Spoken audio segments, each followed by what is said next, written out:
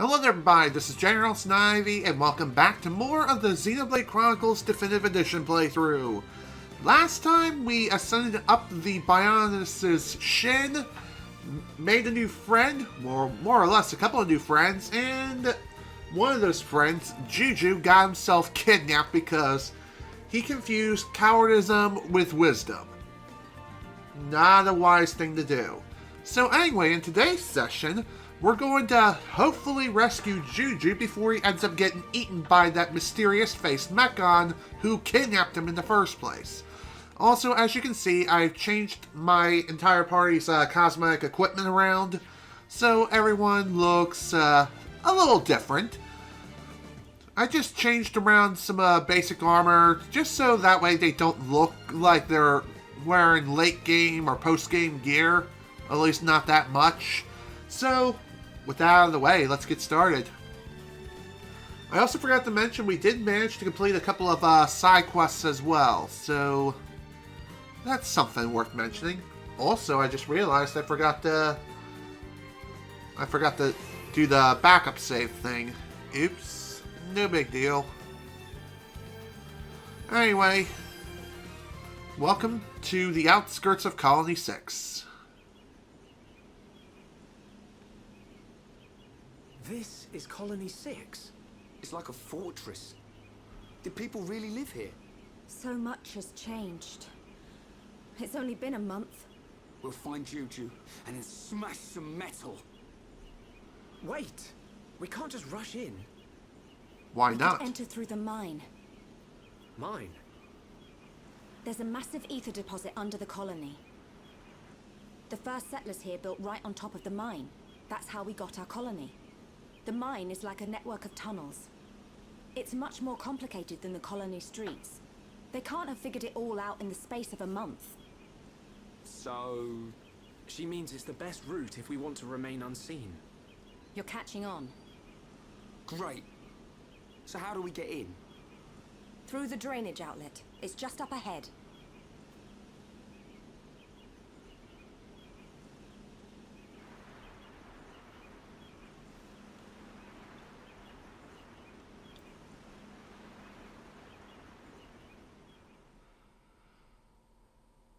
And of course, before we head into said thing, might as well go ahead and create this backup save right here, and we're just going to leave it exactly like that. And if we need to reload, in other words, restart the stream, then I can reload slot 2, and we can begin anew. So anyway, another thing I did just before starting this session, or more or less at the end of the last session, I went ahead and upgraded everyone's level from where they were previously to level 25. Or more or less, I bumped everyone up to that level. Reason why was just so we're more than ready to take on the enemy fiends that are going to be hiding in where we need to go to next. Dad's in big trouble, eh? What's going on here? Hox's steal Dazza's proof of Nopon merchant status. Oh dear, that doesn't sound good.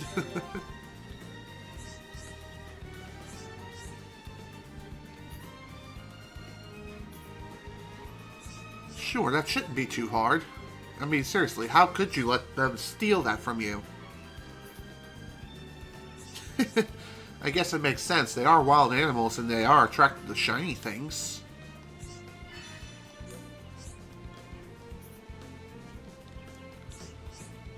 Alrighty.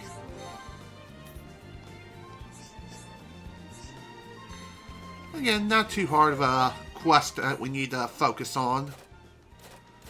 In fact, I don't think it'll even take that long to take a look into. Funny enough, I believe that our quest that we're looking for is... Whoops. It's somewhere in this part of the area. This part of the Gar Plains. Maybe? Honestly, I can't really remember for sure. There is one other thing I haven't mentioned yet upon navigation and traveling and things of that nature. And that is when you're accepting a quest in one area and it requires you to go to a different area entirely, this particular, or more or less those kinds of quests, they'll only show up if you are... Okay, I need to reword this. What I'm trying to say is, some quests, you may start them in one area, but they ask you to go to another area. Well, as you know, with the definitive version of this game, it did get updated so all quests are marked on your map now, which is great, but these marks don't necessarily appear until you are in that particular area where that quest is supposed to take place. So in other words, if you accept a quest that starts here in Colony 6 and it requires you to get something from Colony 9, then you have to fast travel to Colony 9 in order to get the exclamation point to show up. So, a bit of a long-winded explanation, but it's honestly the best way I can really explain it. So, that, as they say, is that. As far as this particular quest, I thought I would be required to go down the Bionis' knee in the Gar Plains, but no, apparently not. To be honest, I don't quite remember every single quest. And another thing to keep in mind as well is that even though I completed most of the quests during my playthrough, or my most recent playthrough of this game, that doesn't mean I know every single one inside and out. I'm serious. I'm dead serious when I say this too. Just saying.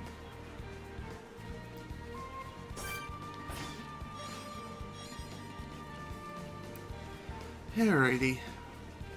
Thankfully, it seems as though this Nopon coin really wasn't too difficult to get our hands on. Really, if you're only around level 15, then enemies around there really shouldn't put up much of a fight, considering there are a lot of bunnets, flyers, and things of that nature. Nothing too fancy or big. They kind of look like a crossbreed between a bunny rabbit and kind of a squirrel? I don't know. Regardless, though, they don't put up much of a fight. So, even at level 1, so long as you know what you're doing, you should be able to kick their ass most of the time.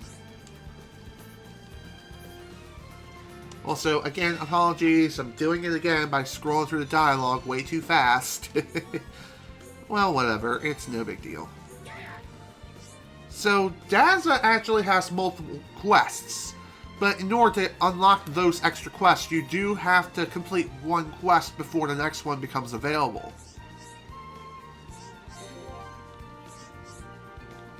Okay. Make this place safe. Okay, that shouldn't be too hard. Alrighty. Makes sense.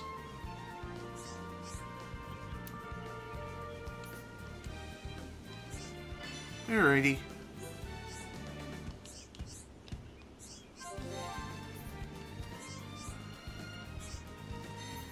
Okay, so this one may take a little bit of time to complete, considering that some of the quest requirements require us to change the weather around a bit. Although, I feel as though for the most part, so long as you know how to quote-unquote manipulate the weather, you should be fine. You honestly should. And again, you can also use these kinds of quests as an opportunity to gain additional experience. That is if you're not playing on the New Game Plus and this is your first time playing. Just saying, it is something you could do.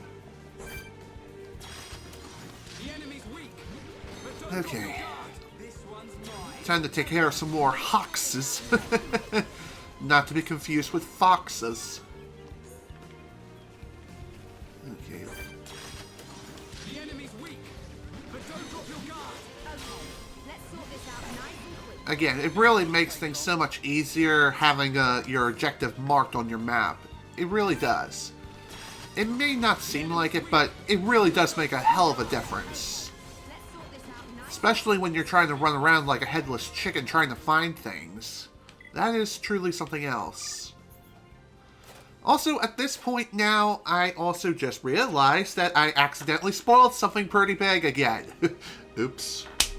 Well, that's another thing I gotta censor during the editing phase. Yay. Well, regardless, I think around this point now, you unlock skill links. And what's really interesting is that skill links carry over from playthrough to playthrough.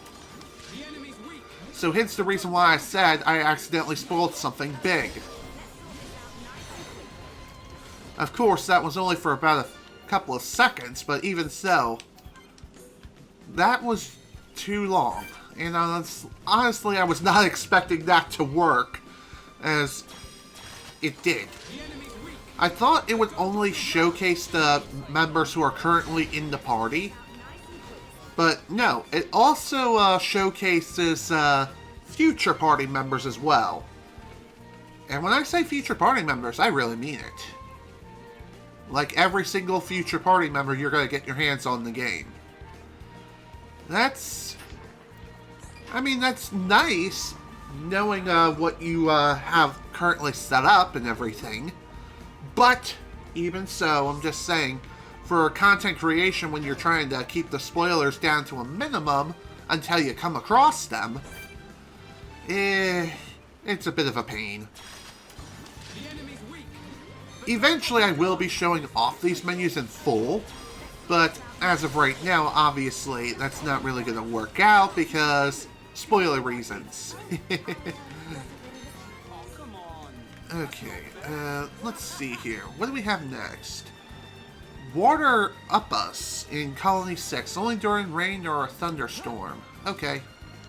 So, as you can see, if you are pulling up the quests and trying to track certain quests, the final objective isn't currently showing up due to the fact that the weather is not exactly ideal. So, these things only show up during a rain or thunderstorm. So, you know what that means. Time to change the time until we eventually get said thing. Either rain or a thunderstorm. That is kind of annoying how this works, but it's better than waiting around naturally, that's for sure. It may take quite a long time to get the perfect weather to show up, but it's better to do this and it just proceed slowly yet surely over time versus having to wait until it eventually rains. At least this isn't like Animal Crossing, where you are reliant on the actual built-in clock. Okay, perhaps that was the wrong way to compare that, but even so, I'm just saying, you're able to change the time freely in-game here, versus Animal Crossing, you have to do that in, like, the system menu.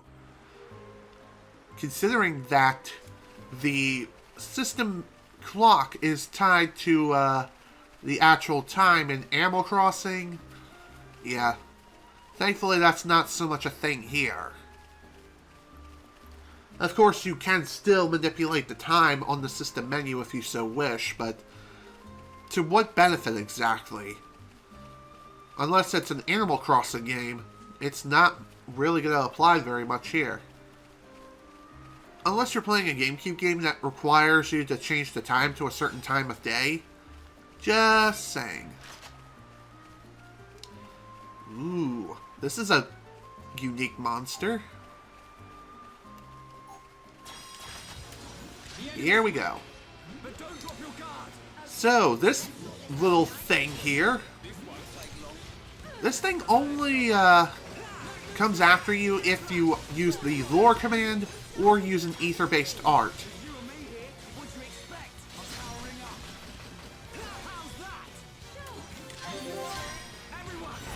Get smacked. There we are. Let's see what we got. Not too bad as far as items are concerned. And by the way, if you get a weapon with a pink square, like I've mentioned before with armor, they come with their own set of gems, and again, you can't take those off. But don't drop your guard. So honestly, having only one of those is more than enough, considering that the unique set of those particular items, they only come with those gems and nothing else. So that's something worth mentioning. So what I mean by this is, if it comes with something like, say, double attack, then it will only come with double attack with additional drops. So, again, it may not seem like it's much of anything, but trust me, it really does make a hell of a difference. Also, before I proceed, I wanted to mark that on my map as a landmark, just so that way I can fast travel to that location as soon as I finish up this particular quest right here.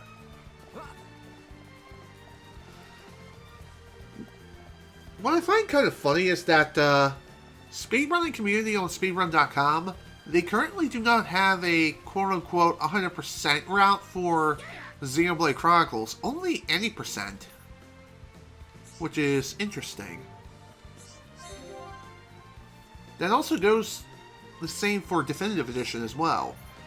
But, of course, they do have some individual level leaderboards, but really it's for any percent. And I think there's another category besides, along with any percent, but I'm not sure what it is.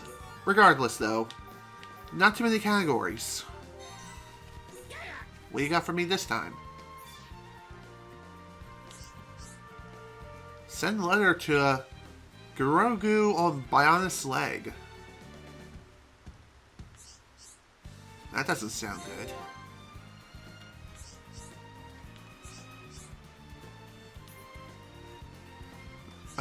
Okay. A top secret document. Exactly. Why are you asking us to deliver it? Oh, that's sweet. I'm glad that you trust us so much. Okay. This shouldn't be too difficult. And by the way, when you're given these documents, you cannot read them, even if you really wanted to. It's not like you get a game over or anything like that, just you're given the item, and that's it. Also, when you first receive a quest, you can push the minus button on the Switch controller to pull up any and all information when it comes to updates on a particular quest you're tracking. Or whenever you accept a new quest. You can actually pull up the actual quest itself and start tracking that immediately. So, that's something worth mentioning. Also, you may have noticed that there's this new marker thing that I keep accidentally pulling up on my map. Well, how this works is that if you choose to do so, you can push R and place one of 4 different types of markers. You can place up to 20 markers in all, and I believe this is in combination. So, again, these are purely cosmetics for markers, but if you're trying to mark a specific location for a specific enemy and where they tend to spawn, you can place a marker like there if you so wish. You can also hit L to remove any markers that you've placed. So, let's say for example, I want to place a red marker, let's say right here. Because I know there's a unique monster right here in Spiral Valley. Well, I can look at the map at any time to view, hey, this is where my marker is. Even though you can't really label these markers, it is a pretty good idea to keep these color-coded markers in mind and use your own imagination for marking them as you will. For example, you can use red to indicate monsters, blue for specific item drop locations, yellow for points of interest, etc., etc. I'm not sure. I don't think these were in the original release or the 3DS version of Xenoblade Chronicles. And they, of course, were another small quality and life improvement added to Definitive Edition. So, Again, pretty neat feature. Honestly, it's not so useful here for the main game, but it's more useful for post-game as well as the extra story, which that will come into play much later, for obvious reasons.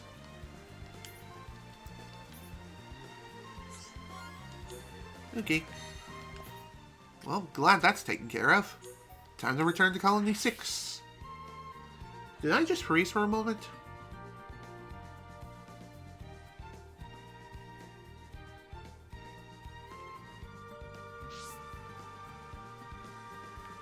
Okay.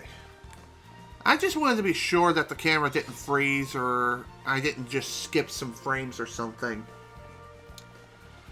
Otherwise, I would have been in a hell of a lot of trouble.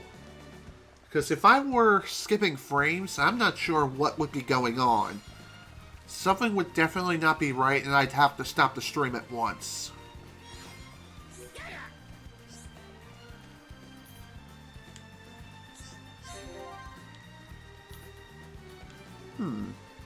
Interesting.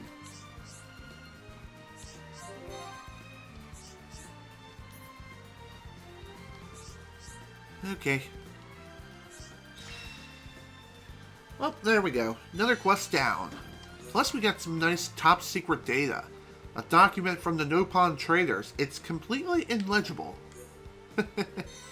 Funny. But that's the last quest from Daza here, so we don't need to worry about him for quite a long time. Alright, off we go to our next destination. Welcome to the drainage tunnel. Technically speaking, we have some unique enemies around here. As they get absolutely annihilated immediately. Ha ha ha ha! Okay. We can't lose. Let me at him. I don't want anyone dying out there. Sharla, nice shot. Now it's right time. We win. Man, what a bunch of jokers. We make a great team. Yes, indeed.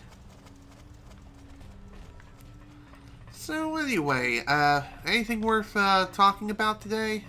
If I'm being completely honest, I really don't have much on my mind. Just a lot of things have been kind of happening so fast this week. I feel like most of the stuff I was able to mention before, I've already mentioned in, like, one of my previous sessions. So anyway, this place really shouldn't be too hard to worry about here. Let's see, anything of interest? That would be a no.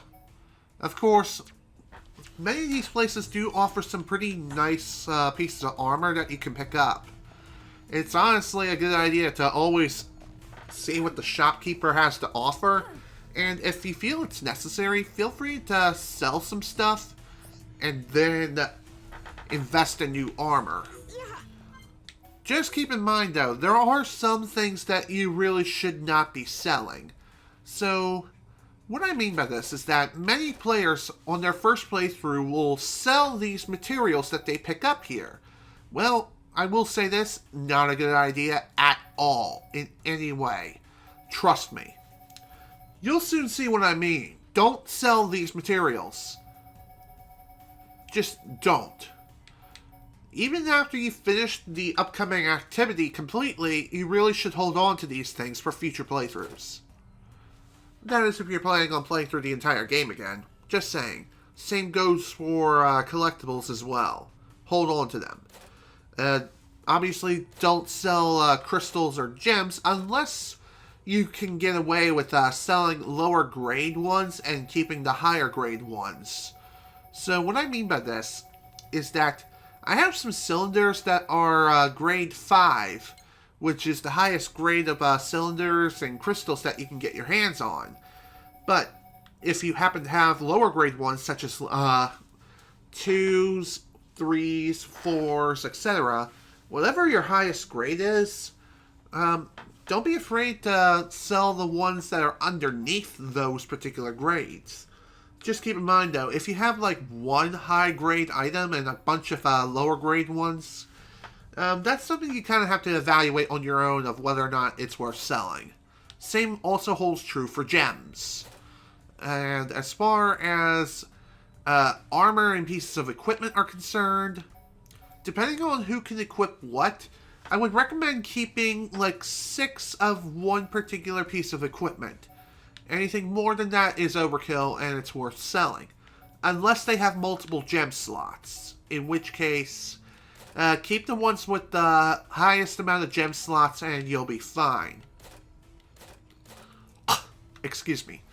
And as far as weapons are concerned, again, if you happen to have any duplicate weapons, depending on if they have a gem slot or not, it might be worth selling the duplicates. But even so, again, something to keep in mind is that if it's pretty easy to confuse what the names of these weapons are.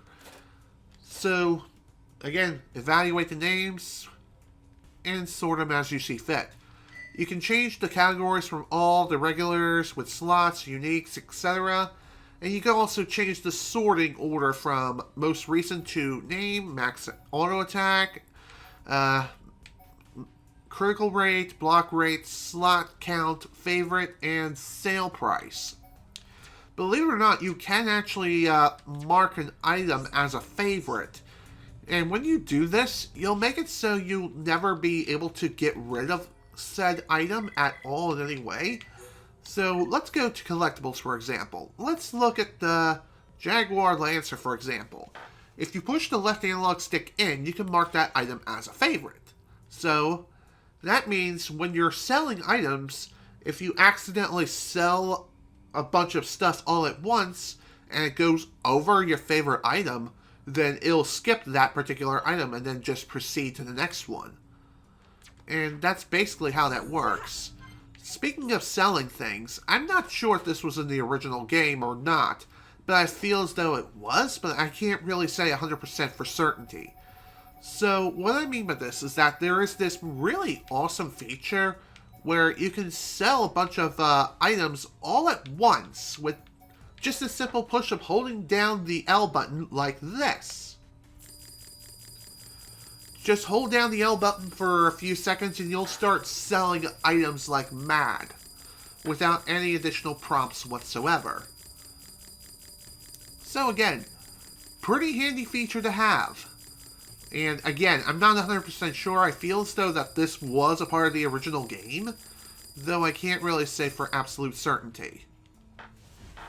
So, that's something to keep in mind.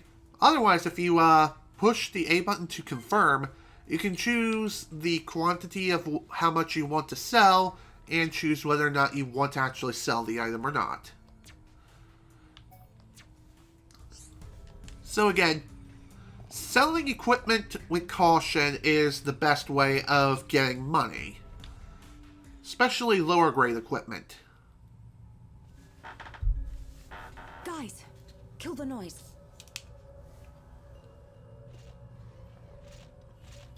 A Mechon. I can't believe they've taken the mine too. That means the defense force and residents are... Oh no, Juju! Keep it together, Sharla. Don't start panicking now. Rhine! You said yourself, they can't have seized the entire area, right? I bet you they're holed up someplace safe. Juju is alive, and we're gonna find him. That's why we're here. You can count on us. Yeah, yes. It'll be fine. Rhine, Shulk. Thank you.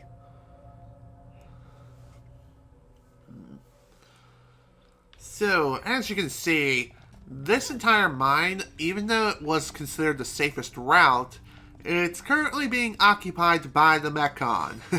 Great! You know what this means? Oh boy, we're going to be having some real fun dealing with Mechon forces here. And again, Shulk needs to enchant everyone in order to be able to deal damage to Mechon.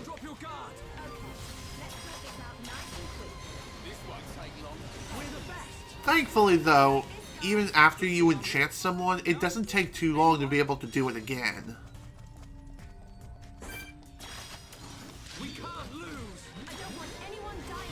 So one thing to keep in mind is that when you're charging a talent art, with the exception of Sharla, of course. When charging a talent art, you have to charge it via attacking with auto attack. If you try spamming arts against an enemy, it won't charge the talent art. So that's something to keep in mind. So anyway, welcome to the Ether Mine. The Ether Mine is considered by many to be one of the worst or most annoying areas to traverse in this game. And for good reason. There are a lot of different paths that you can take throughout the mine, and it's also pretty easy to get lost here. Especially if you don't know where you're going. It's also pretty easy to end up accidentally backtracking to a previous location without even intending to do so. So, something to keep in mind as you're traversing through this place. Another thing too is that... shoot, what was I trying to say? Oh yeah, most of these tunnels are really, really narrow, and it doesn't give you a whole lot of room to move around from place to place. Also, the reason why I'm heading this way is because, as you can see, we got ourselves a Glowmoth's Lake, aka a secret area. And we also have an Elegant Marin. Level 29, that's a bit hairy, but we should be able to manage, considering it is a yellow banner enemy and everything. This shouldn't be too bad, all things considered.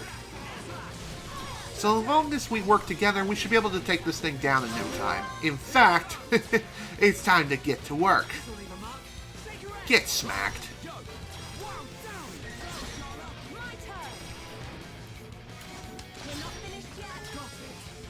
Bye! We're unbeatable. Not bad. Not bad at all. Again, pretty simple, all things considered. Alright. I already have 2 of those things. Don't need them. I guess one other thing I haven't really mentioned yet is that before this version of the game was released, this game did come under some controversy. And before that, let's go over this. The Third Love Crane. This should make Peppa happy. Okay, so occasionally as you're exploring the worlds and collecting these blue orbs, sometimes you may get visions of future quests. So that's something to keep in mind when you're trying to fill in the Collectopedia. Deciding whether or not to fill in that particular part of the Collectopedia with that particular thing, you need to keep that in mind. You kind of have to choose between either finishing that, keeping it in your inventory for a future quest, or just pray you'll get another one and just fill it into your Collectopedia. So, again, something to keep in mind. Nothing too fancy here. Alright, let us proceed.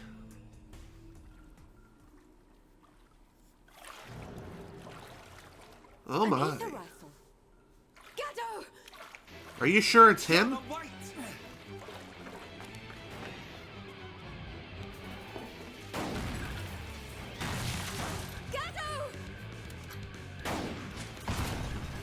I know that voice. Medic, is that you? Otharon! That's our cue, Ryan. Oh, yeah. Time to get to work.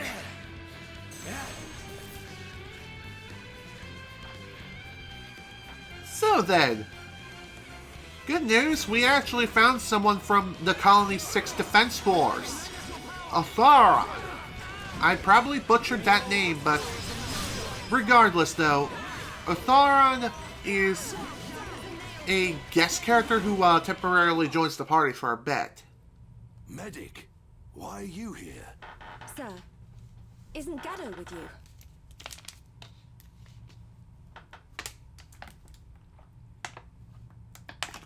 We have much to discuss. You'd better come with me. Sir. Very well then. Might as well get a good briefing on the events that transpired after Colony 6.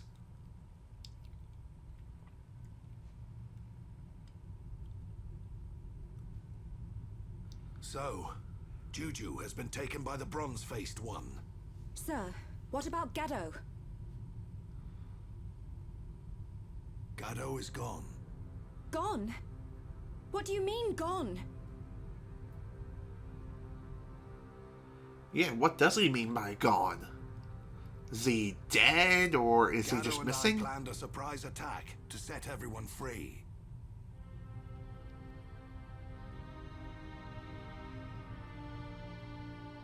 But we failed miserably. Ouch.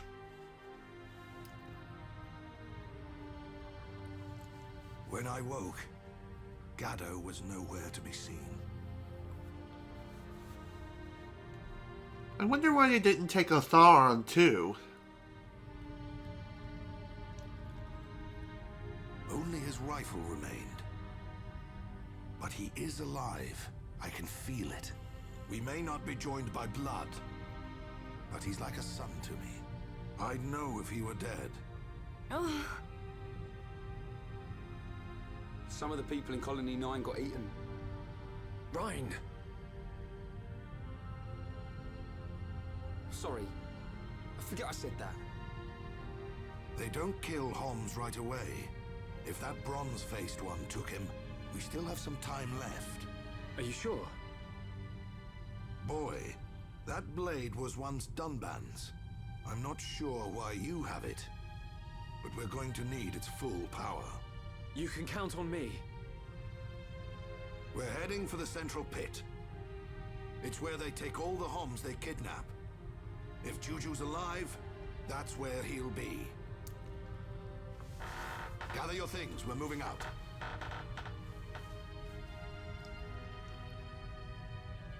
Ooh, another vision. What do we see this time? Juju! Gaddo! This is for you!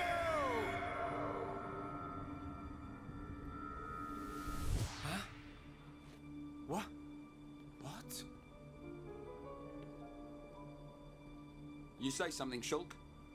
No. It's nothing. Forget it. Are you sure about that, Shulk? You remember what happened last time when you didn't tell your friends about a vision? Someone almost died because of your ignorance, if you know what I mean. Well, this is interesting. I can view heart-to-heart here right now with Shulk and Sharla. I don't know if this is going to spoil anything or not, but let's take a look anyway.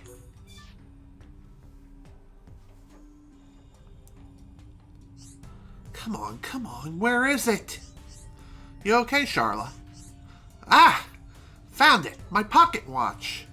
And still in one piece, more or less. It's a beautiful watch. The design is so elaborate. I never seen one like it. So, this is yours? Yes, it was my father's. He gave it to me before he died. It's nice, but why was it here? I think I dropped it here when we evacuated the colony. Otharon must have found it. I can tell he looked after it. Does it still work? No, from the looks of things it stopped when I dropped it. I can fix it. If we could just get our hands on an ether battery, I could fix it. Really? That would be amazing, Shulk. I can fix anything, no problem. The people of Colony 9 were always coming to me to fix things. You're so kind, Shulk. You don't know how much this watch means to me. I'll never forget how happy I was when my father gave it to me. I can tell you cherish it. I hope I can make it work again. If you need me to repair anything else, just ask. I'll let you know, Shulk. Thank you so much. Okay, at least I didn't spoil too much of anything at all, so I'll gladly take it. For some reason I was thinking it was going to spoil something pretty big for later down the line, but no. Thankfully, it was just something minor, so nothing to worry about. Alright, onwards!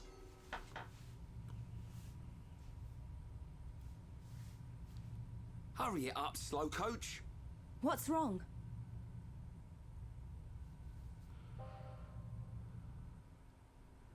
Juju! Gato! This is for you! What can it mean? This is for you.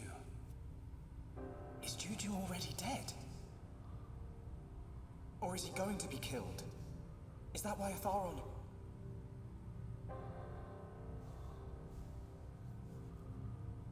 But then, what does that mean? If we keep moving, is Otharon really going to die? No! No, What's what? wrong, Shulk? This battle is for my people. If you can't handle it, drop that weapon and head home. That's not it. It's just that... Out with it! Listen. Maybe we shouldn't just rush in head first. What? We got this far. I think we should observe them and plan our attack afterwards. You insolent... We don't have that kind of time. You don't know a damn thing about these machines. I have observed their movements. I've planned this attack for a month. I know full well what's going to happen to my brothers and sisters. It's just... We're going. Fall in, medic. Sir, what's got into you?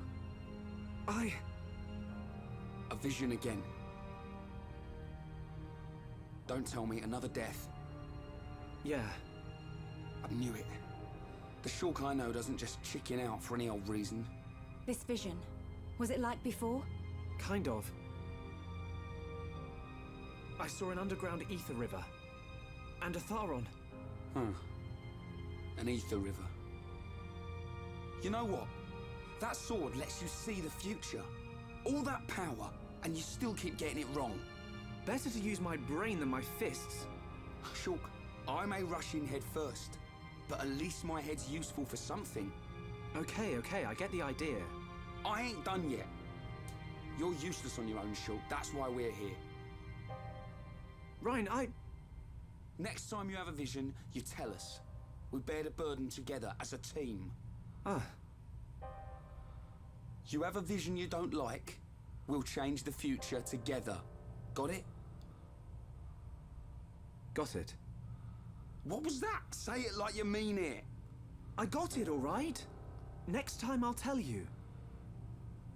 He's right, Shulk. You two saved Juju once before. I know we can do it again. I believe in you. Thanks. They're right. We'll change what happens. Anyway, I didn't see Juju and the others dying. There's still hope.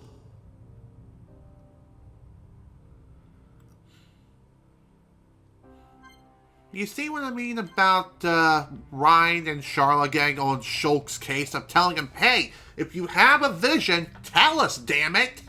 I mean, I get the fact that he's trying to shoulder all the burden of potential death on his shoulders and all that. But even so, that doesn't mean he should bear this burden alone. Just saying.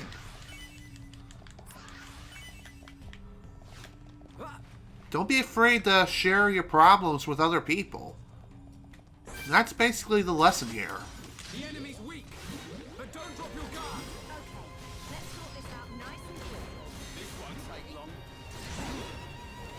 Nice one. Okay, let's get going. Let's not lose Glad our that heads. worked out. Let's see. Oh yeah, there was something else I wanted to mention here. And that other thing I wanted to talk about... Oh, hi. Looks like we're... Hello there. How y'all doing? Prepare to get smacked, little boy. You never stood a chance. Oh, come on, really? Got another one? Kind of surprised he didn't target us immediately at the start of the battle. Or even during the battle, for that matter. Just saying. That's kind of annoying. But, oh well, it is what it is. So, anyway, what I was trying to say was... whoa, okay, we have another unique enemy here. The Dark Kissling. Now give me a kiss. Okay, I'll stop now. Anyway, what I was trying to say was, before this game was released, this game did come under some controversy. What I mean by this is that people who got the game early started posting some things online before the street date of this game. So, what that means, and what they found out, was this game has some really weird resolution sort of problems. Okay, I really shouldn't say problems, but it's more like... Some people saw this early leak and thought, wow, this doesn't look as good as it usually should. Or, it doesn't look as good as it should be. So, what I mean by this is that before the street date, people found out that this game, under certain circumstances, can drop in resolution below even the Wii's original resolution of 480p. So in other words, it's like sub-standard depth in certain situations. But that seems to only apply when playing the game in portable mode. And in docked mode, as you can see, most of the time the game does stay between, I believe, 540p and 720p, I believe. That is how it normally works, at least here in docked mode. So, that's something. Doors closed tightly. Oh my. Well, that's definitely peculiar. Anyway, for the most part, resolution isn't that big of a deal, at least to me. So long as the game looks okay and looks presentable, and the style is what really matters in the end here. You know, resolution be damned. So long as the style is considered really pretty looking, in other words, if its style is nice, then that's all that matters in the end. I think I was stumbling around a bit with my wording, but you basically get the idea. If it looks good, great. Resolution, it doesn't really matter all that much, at least to me.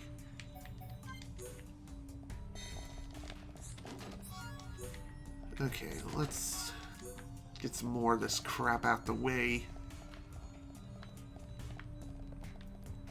Dang it. So, as you can tell here, navigating through this place is a bit of a pain in the butt. But eventually we will be able to find our way through and get everything that we need. Welcome to the observation point within the Ether Mine itself. Believe it or not, our destination is much deeper inside. As you may have noticed, the door we tried to access earlier, we couldn't really access it. Not until we flipped the switch. You can actually flip the switch well beforehand, if you so wish. But, again, I don't even know where I was going with that. But you basically get the idea. If you know what to do, you shouldn't have too much of an issue going through these mines whatsoever. Speaking of the Ether Mine, you could do some pretty interesting tech to skip a large part of this mine. Like, really, it's that nuts. If you know exactly where to jump and where to land, and when, We're here. you'll be fine. The central pit.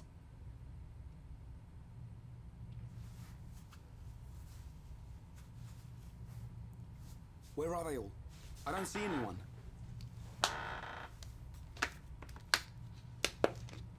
We'll take that lift. I'm ready to mash some Mechon. Yeah. Juju, Otharon, just hold on.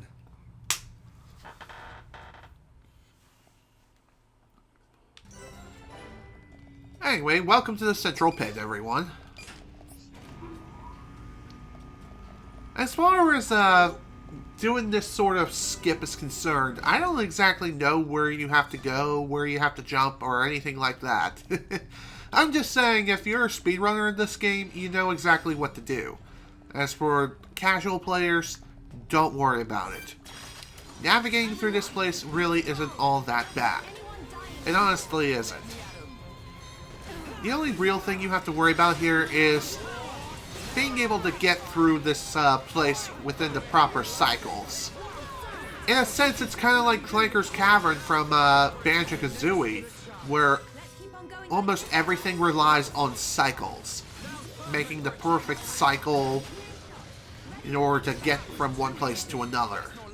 Just saying.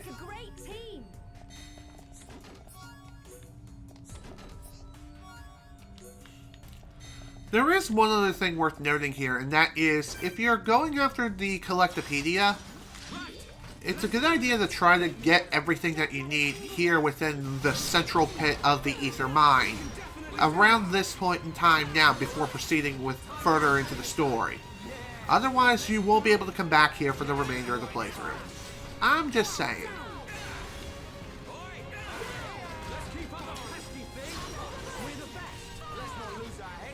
Okay, let us proceed.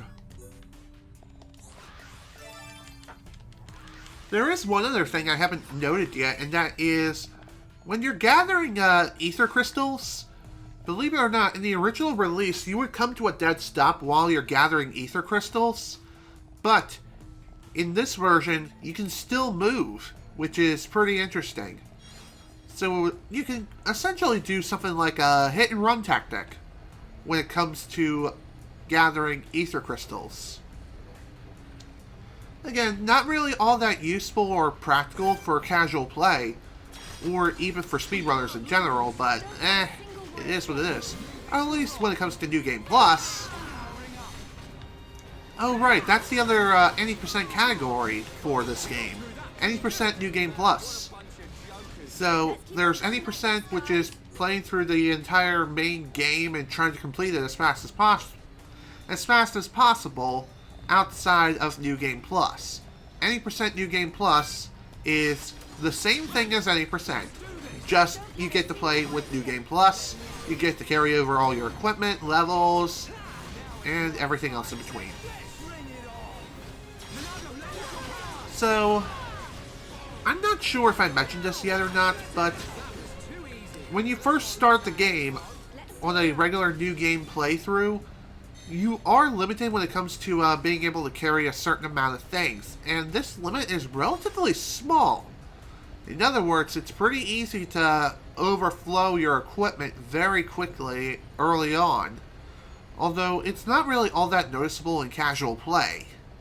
But when it comes to speedrunning, I can't really say for sure. I haven't really watched hardly any speedruns of this game via the new game category.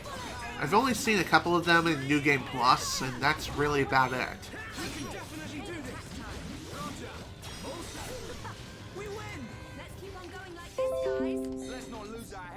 Let's see what we got in here. That's pretty neat.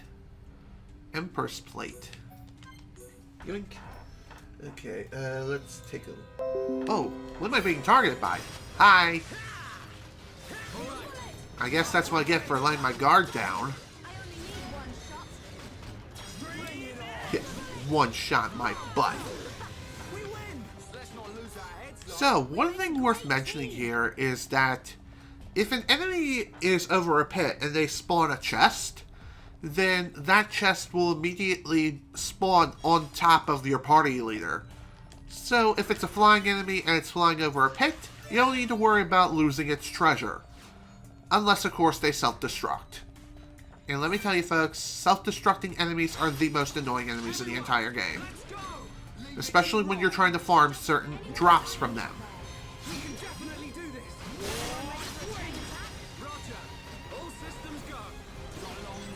So, you may be wondering, why isn't it I'm not really utilizing chain attacks that much? It's not because I don't want to do them, it's more or less I want to save them for bigger boss fights or unique monsters. And the simple reason is just because. You never know, if an enemy were to one-shot my party or something like that, then I would be in a lot of trouble. What I mean by this is, if I were to expend the party age and then suddenly my party just falls dead, then there would be no picking them up at all. What's also really interesting is that when you're fighting across a narrow bridge by a pit of death, your party has a bit of a strange tendency to just walk into the abyss. It's almost as if they don't believe in gravity or something. It's really dumb. AI at its finest, folks. The pinnacle of AI programming. Of course, we don't need to worry about that so much here, but I'm just saying. Sometimes your party may not be the smartest people in the shed or the sharpest tools in the shed. But, again, this normally doesn't happen all that often.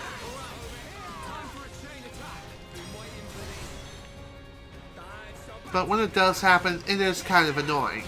Because if a party member were to fall down an abyss or something during battle, then I believe they will immediately respawn over where your party leader is, and they will, I think they'll either be at 1 HP or they'll die immediately on the spot. Then again, maybe if the pit is deep enough, they'll immediately respawn without taking any damage at all. It's really weird. This, of course, doesn't apply to the party leader, but hey, pretty funny nonetheless. Get smacked. Yes, says you. Okay.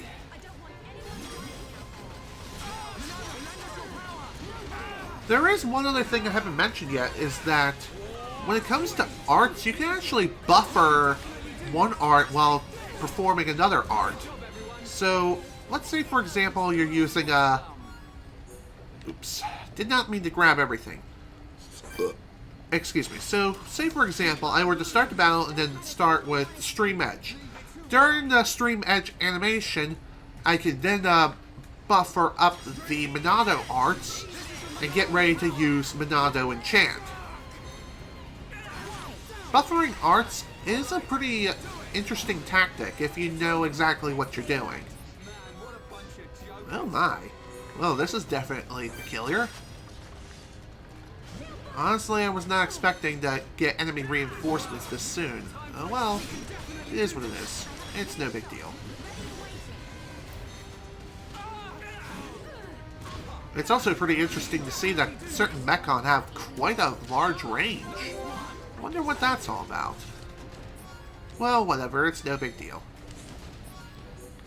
There is one other thing I haven't mentioned yet, and I don't know if this is an absolute fact or not. But I feel as though if you are targeted by multiple enemies at once, then the chances of you getting some better chests to spawn are increased further the more enemies you fight at once. I don't know if that's an absolute fact or not, but it's just a gut feeling / theory that I have.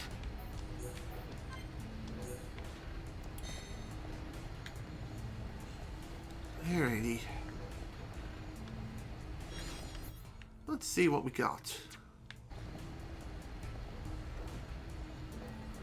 So anyway, I do know that our objective is much deeper down into the mine here. However, it's not a bad idea to explore around and gather as much stuff as you can. As, like I said, once you progress the story a bit, then there's no coming back here ever again.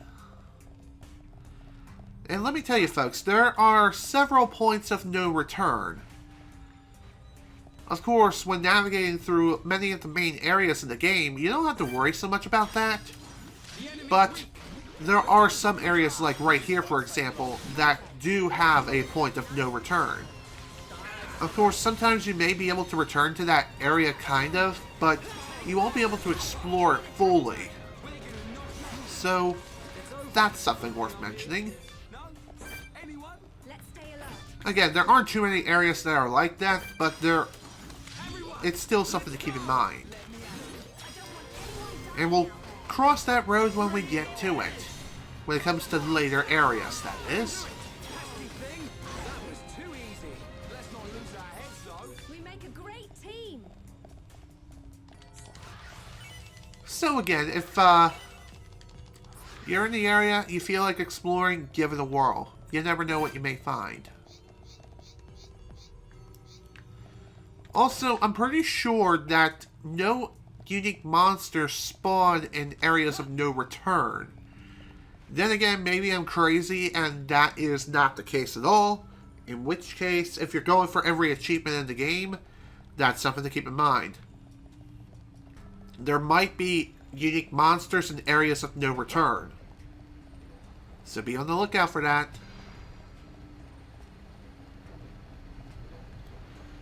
Okay. I think we may be okay when it comes to levels and stuff of that nature, but even so, it may not be a bad idea to grind on some enemies a bit in order to increase our level a little further. Or at least if you're playing on a regular New Game Plus run. Or a regular New Game run. When I say New Game Plus, I obviously meant normal New Game, not New Game Plus. In New Game Plus, you don't need to worry about grinding whatsoever, unless you are below level 99. In which case, you will have to grind. A little bit. But again, nothing to worry about there.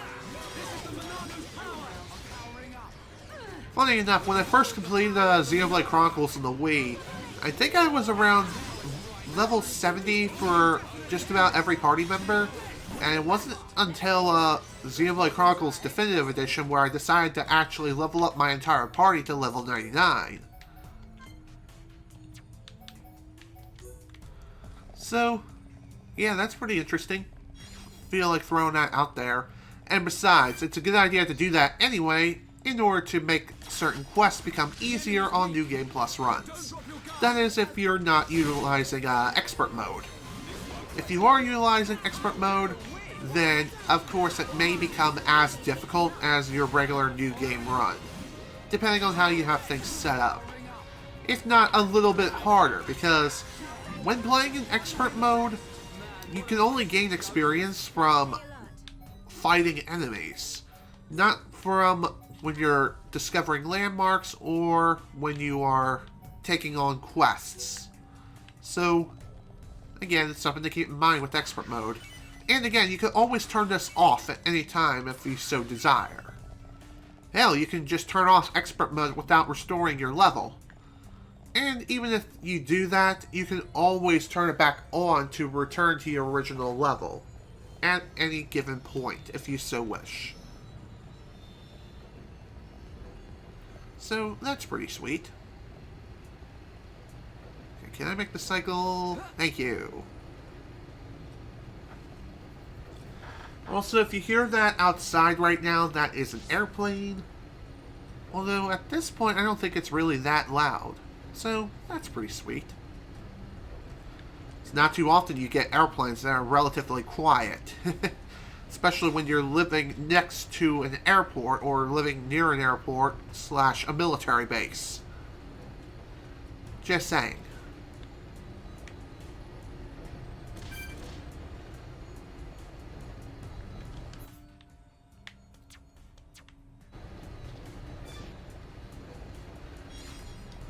Okay, let's continue our little exploration, shall we? Again, if you know what you're doing, you can navigate your way through the ether mine relatively quickly, especially if you know how to skip it. I wouldn't say skip it in its entirety, but, you know, you can skip a large majority of it if you know exactly where to go and what to do. And also, if you get the right cycles and everything, that is something else, too. Come on, give me the thing. Thank you.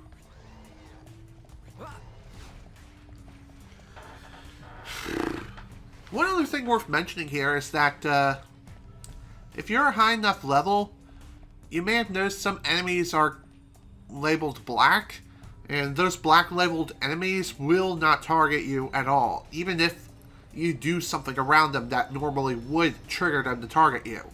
Of course, the exception being is if they are a unique monster, in which case they will target you regardless.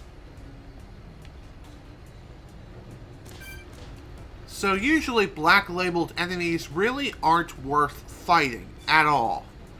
You really should just leave those alone unless they start coming after you when you're targeting another enemy. In which case, have fun wrecking their faces in. Excuse me. Speaking of labeled enemies, depending on the enemy's label, you may either get a good chunk of experience, or you may not get very much of anything at all.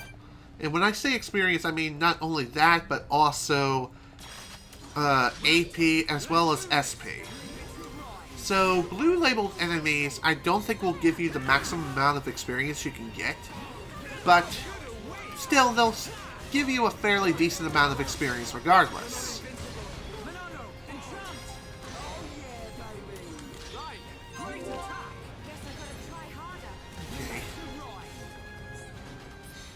There is another thing worth mentioning too, and that is when it comes to experience and things of that nature, if you manage to kill an enemy during a chain attack, then you'll increase the amount of experience gained by quite a bit. If you want to get the most amount of experience possible, try fighting yellow labeled enemies, which are about a few levels higher than normal enemies.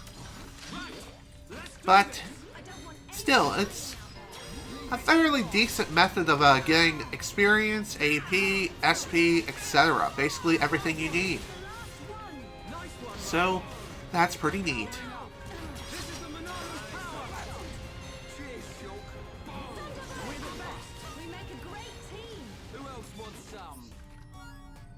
There is one other thing you probably could do, and it's considered to be more or less the riskiest of strats when it comes to experience grinding and things of that nature.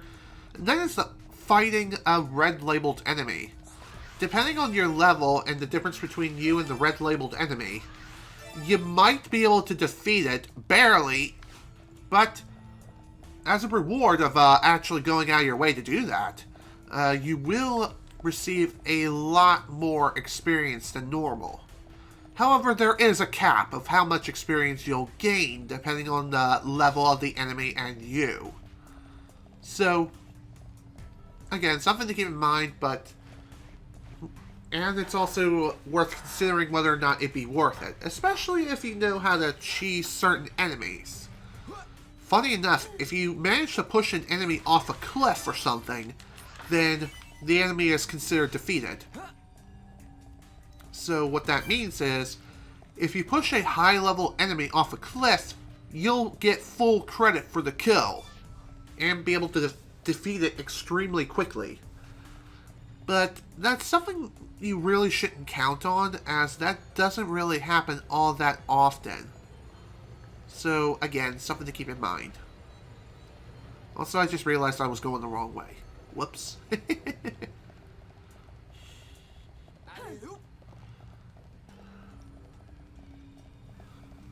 So, in recent news, Gamescom is currently happening as far as I know.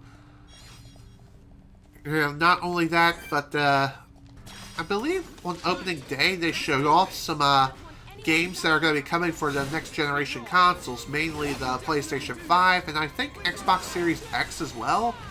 I haven't really watched the Gamescom conferences at all, and the simple reason for that is just simply because I really am not interested in the entire conference as a whole, just only in certain games that are currently coming out in a future point in time.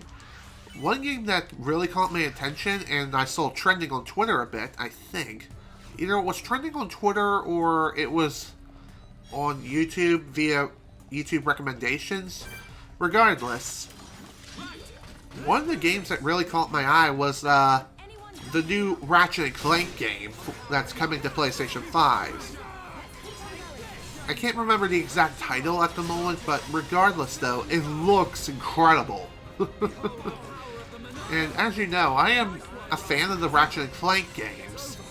Definitely going to be playing through all of them at some point in the future. As far as when I'm going to be getting to the next game, might be after this. I don't know. Of course, those ideas are still up in the air at this point in time. Regardless, though, it is something to look forward to. And honestly, I am considering it to be a system seller. I honestly am.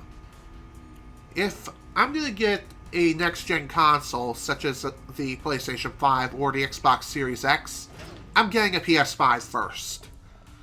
I may end up picking up a Xbox Series X later down the line, but definitely I'm going to be prioritizing getting a PlayStation 5 first. Why? It's because of the exclusives. I'm more of a fan of Sony's exclusives versus Microsoft's exclusives, but that's just me. It's the reason why I don't really play on the Xbox One hardly at all. I'm more of a PlayStation guy than I am an Xbox guy. Honestly, there really aren't that many Xbox exclusives that are like, wow. Honestly, there isn't. Oh boy.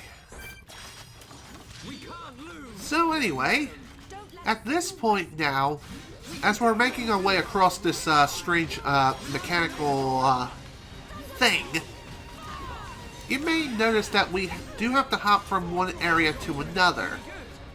And as we're doing so, a crane may come down with a mechon inside, or multiple mechons. So that's fun. Let me tell you, it's kind of annoying. Even if you're on a New Game Plus run and you're level 99, you still have to defeat the mechon in order to proceed forward. Also, for whatever reason, the jump physics when jumping from this particular platform to a stationary platform, it's kind of strange. How? Well, as soon as you are on that particular platform, you magnetize yourself to it. And what's even stranger is that the physics don't really apply once you leave the platform's vicinity. So once you reach solid ground, physics be damned. You're not swinging anymore. You're not the king of the swing. Trust me.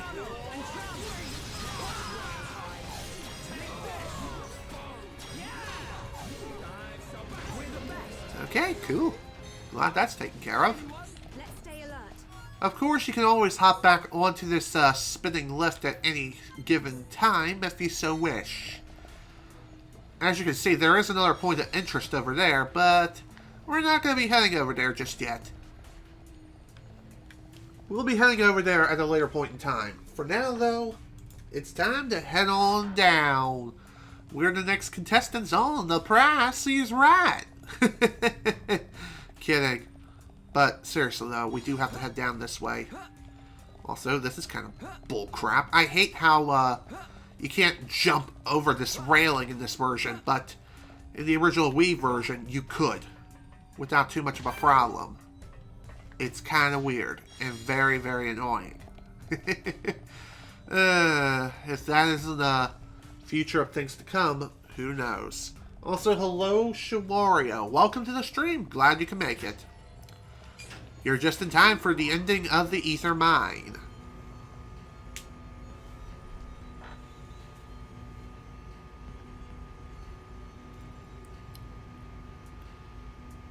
Alrighty, down we go. Hopefully I won't be severely outmatched here. If that's the case, I can just increase my level a bit, just to make things a little easier. No. It's empty. They're gone. Everyone is dead. So whose blood is... Oh no. Ah, here at last! I've been getting hungry! Look! Isn't that? It's him, all right. He's the one who took Juju.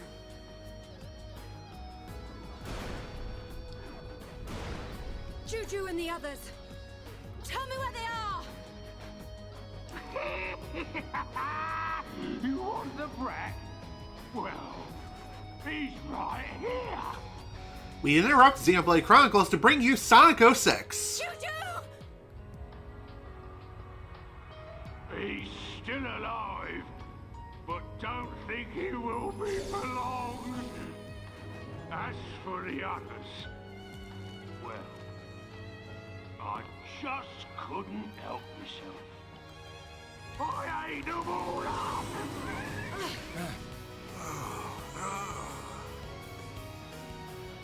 Welcome to our banquet hall. Tonight, the main course will be you. And if I've still got room, the brat will make a tasty dessert. Murderer! I'm Zord, your host tonight. Zord. So you have a name. That's what they all say. Can't say that I remember it myself. What's he talking about? Oh yes, it's good to see fresh meat on the table. These colony folk just didn't fill me up. Gado. The others. Come on, boys! Dinner's ready!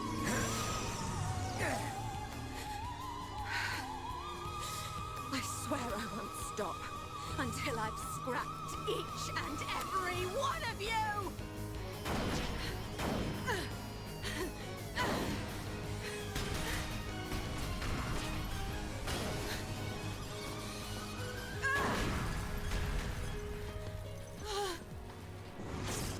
Get behind me!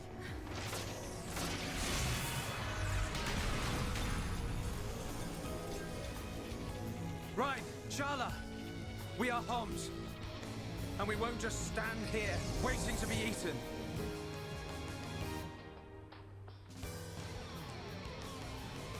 Monado, do you think that thing can get me? How about this? I'm not Metal Face. You'll have to try harder! It's the same as before. The Monado's useless against this guy.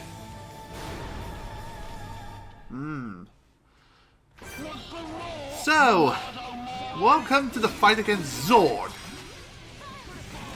Anyway, I believe, again, this is supposed to teach you about using the chain attack to knock down large targets in order to deal damage to them, especially if they're Faced Mechon. Pretty damn important. Where you first have to break your target with a chain attack, then you execute the topple art, and then proceed from there. But again, on New Game Plus, you don't have to worry about that at all. We'll never get to Juju at this rate. I've got to think of something. Huh? Ooh, nice one. Where did you come from? You feeling hungry, huh? Chew on this, scrap for brains.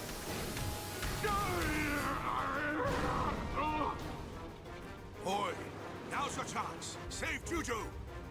Otharon! Don't do it! Hurry up! At this rate, even if we save Juju, Otharon's gonna be... You see a vision you don't like? We'll change the future together. Got it?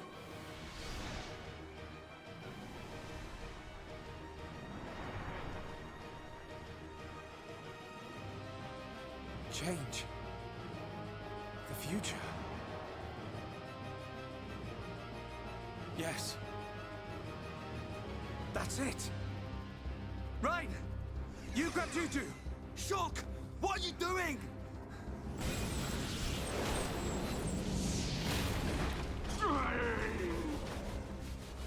Oh man, you think you can stop me? No, I don't. But I can do this.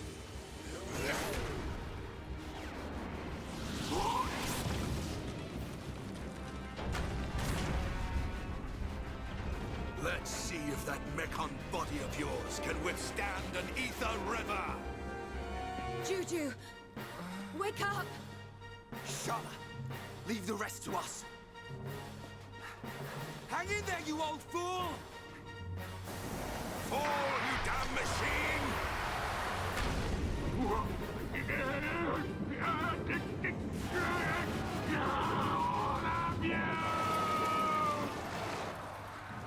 Otharon! Hold on!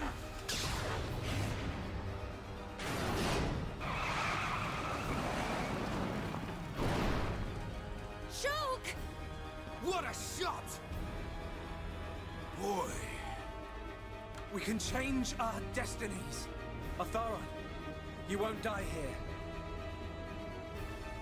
Not today. Uh-oh.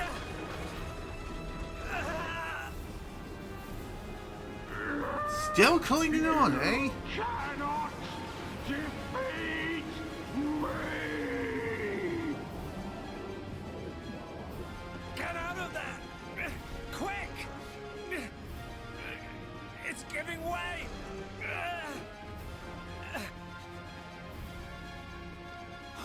He's gonna... It won't be long now, my friends. But not before. Gado! This is for you. This is for the people of Colony 6.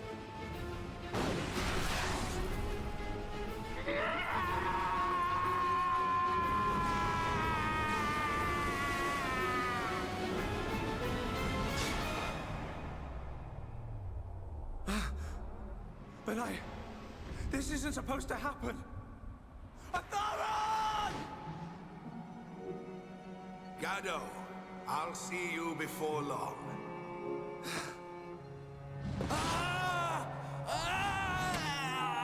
Whoa, nice one, Ryan.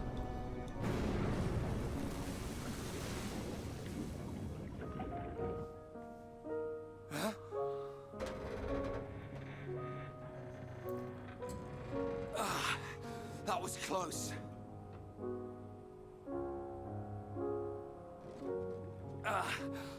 You wanna hurry up? My arm's about ready to drop off. Thank you. Save the thanks for Shulk and his vision.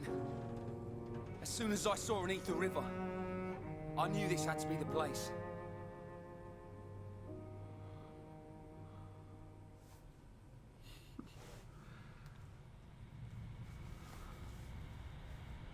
Juju, you're safe now.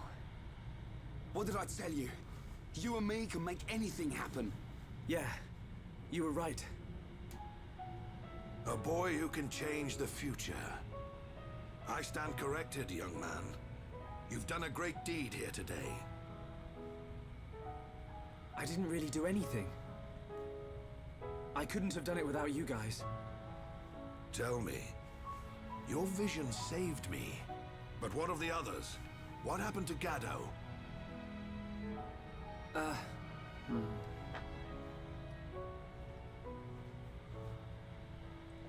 see.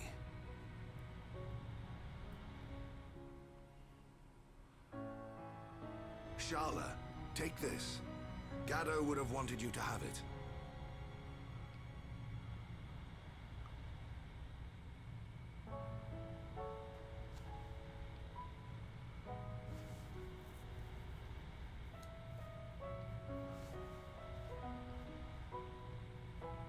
Time to head back to the camp.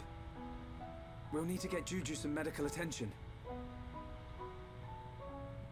There's a freight elevator on the next level. From there, it's an easy route out of the mine.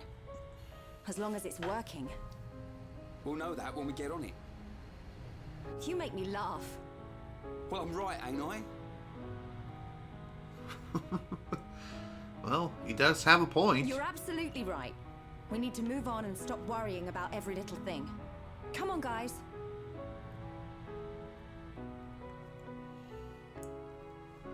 So at this point, Otharon as well as Juju temporarily join our party as guests. And of course, as I've mentioned before, most guest party members don't do anything whatsoever when it comes to involvement in battles or anything like that. So, at this point, Sharla automatically gets her hands on Gadot's rifle. And Gadot's rifle is... it's a weapon that automatically has 3 slots. Let me show you what I mean. Let's take a look here. Where's the rifle? Here it is. As you can see, it always has 3 slots no matter what. But of course, as we progress through the game, obviously the rifle will be replaced by more powerful weaponry. Just saying though. Also, oh man, I wanted to see if I could jump into the Ether River. Well, then again, I probably can. Whee! Did. By the way, I'm pretty sure once you fall in here, there's no getting out. That's pretty funny. Just felt like showing it off for fun. Also, it's a means of being able to get back up here a little faster. Although it seems to be not that much faster. In fact, it's probably considered way slower, considering you have to call the elevator back up here. Just saying.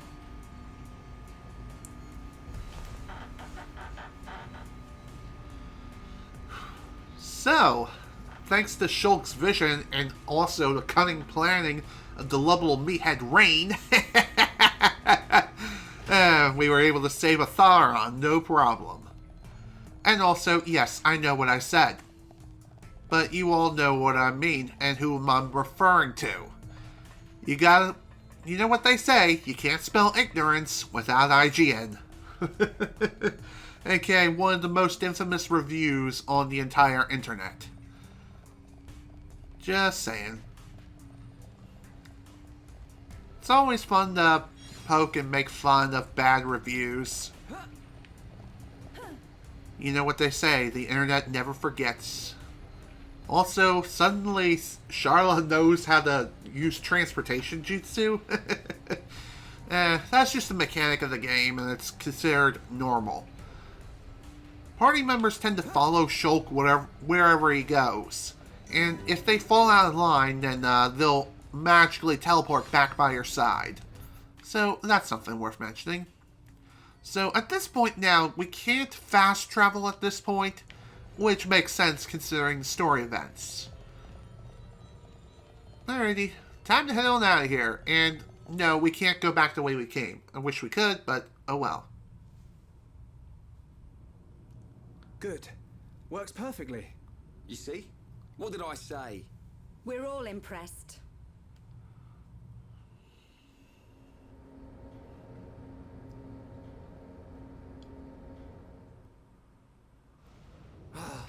Uh-oh. Hey, why have we stopped? I don't know, but I think we're about to find out. What the frick? Not You're him still again. alive? This one doesn't give up. This is our chance, guys. Oh boy, Zord is not giving up. I mean, it makes sense, but even so, Zord, why? Just why? So again, what you have to do here is just charge up the party gauge, slowly yet surely knock him down with a chain attack. And unlike the previous times, we can actually damage him after we topple him and everything. Okay, I don't even know what I was saying here, but regardless.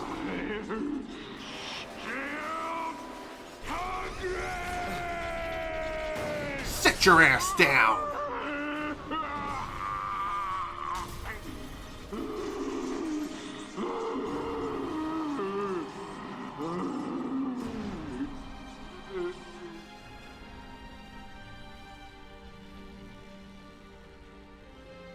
Did we get him?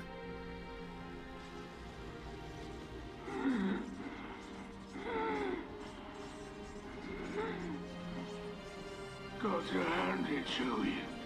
You beat me without even releasing the true power of the Monado. True power? True power? What do you know about the Monado? Sorry, boy. I can't tell you that. You'll have to find out the truth on your own. The truth? When I became what you see now, that's when my eyes were opened. It was a good ride while it lasted. What are you talking When you about? became like this? What do you mean? Exactly. Time's up, Pipsqueak. I'm gone! Sword!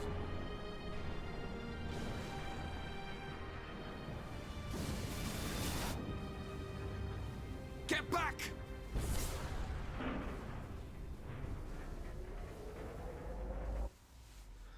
Well, talk about going out with a bang, am I right? But seriously though, what the hell was that all about? Pretty sure that's foreshadowing of things to come.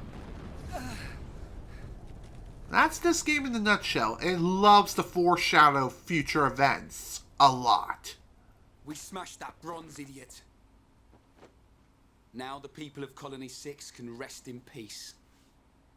Yeah. Are you okay? Sharla, Oh, thank the stars you're all right. where are we? Just outside Colony 6. Thanks to Shulk and Ryan, we destroyed that thing. But not everyone made it. Oh? I'm so sorry. Shulk? Ryan? I didn't mean to cause any more trouble, running off like that. Forget about it, kid. We settled the score. Thanks. Yes. But there's still no sign of that Mechon with the metal face. He's the one we're really after. Yeah. Hope I'm not interrupting. Speak of the devil and he shall appear. It's him! Metal face! Ah! Not just him! A whole bunch! And tons of them look like Zord! Pathetic. After all that talk, Zord was crushed by worthless maggots like you. Oh, this one can talk and all. I can talk all right. And I got a good memory. Fiora, get out of there! Get out! Wow, what an asshole. Screams were music to my ears. My claws slid right through her soft flesh. Like a hot knife through butter. Talk all you want. Because those words will be your last! The Monado. Yeah, it's been a while. But you should know by now. The Monado can't stop me! Get up! Any way you slice it, the Monado ain't gonna work, boy. Didn't work then, won't work now. Now, time to cut you down to size. Hey, what? Hello, reinforcements have arrived. Now, let him have it, beast.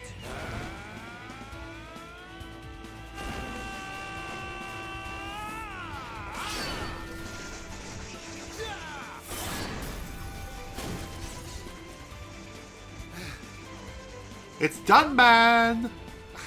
How did you... Sorry to have kept you. Looks like we were just in time.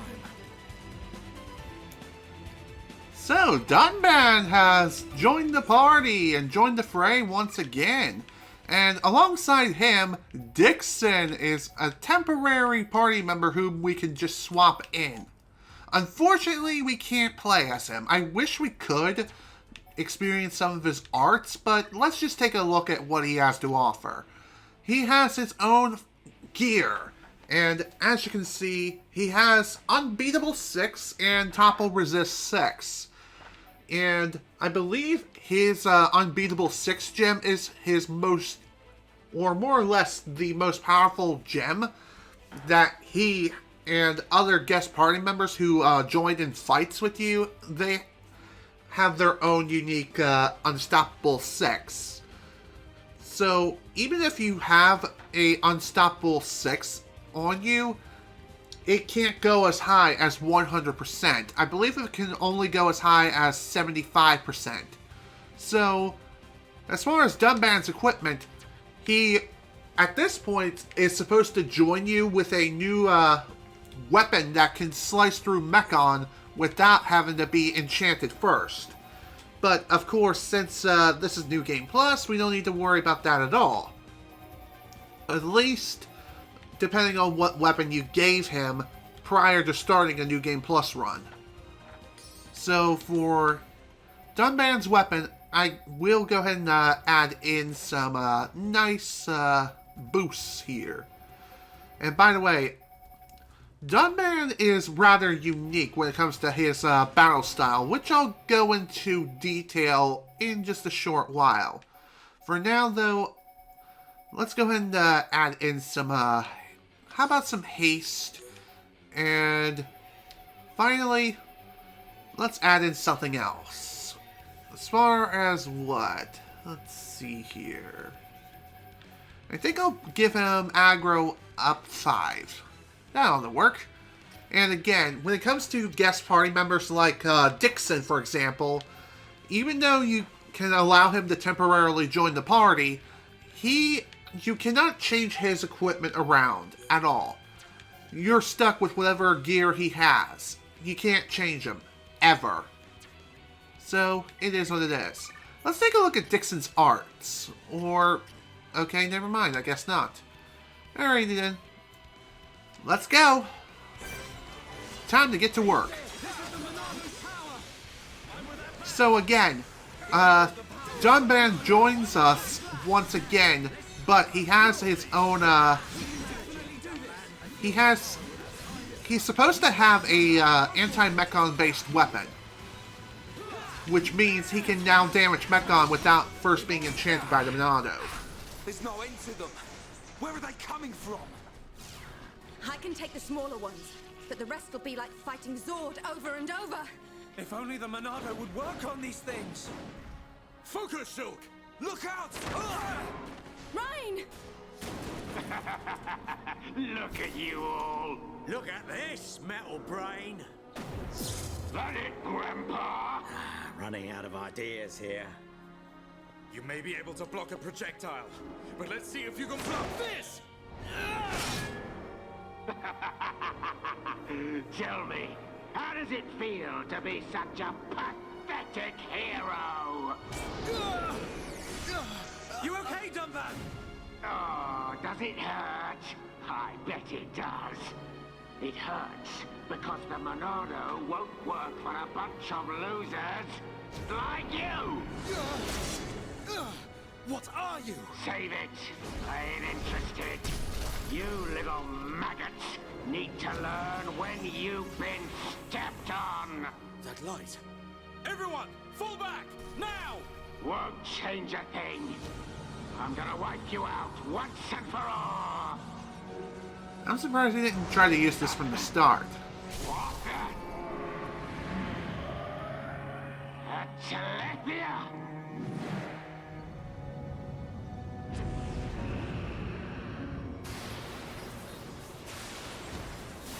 Now's our chance!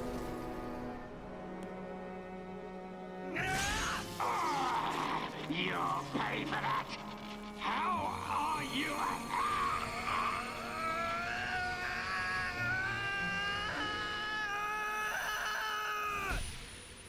We must be outside the tower. Welcome, true heir to the Monado. Father! Weak and pathetic. What or who are you? You will pay for what you've done!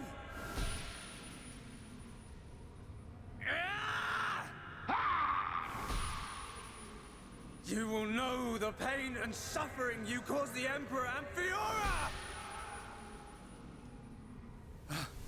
Another one. Enough of this. You got lucky, brat. Next time, your head is mine. You're not getting away! Get back here! Shoot! Ryan! Let it go! You've got to be kidding! He's the one who killed Fiora! Know your limits. We'll get another chance. Fine.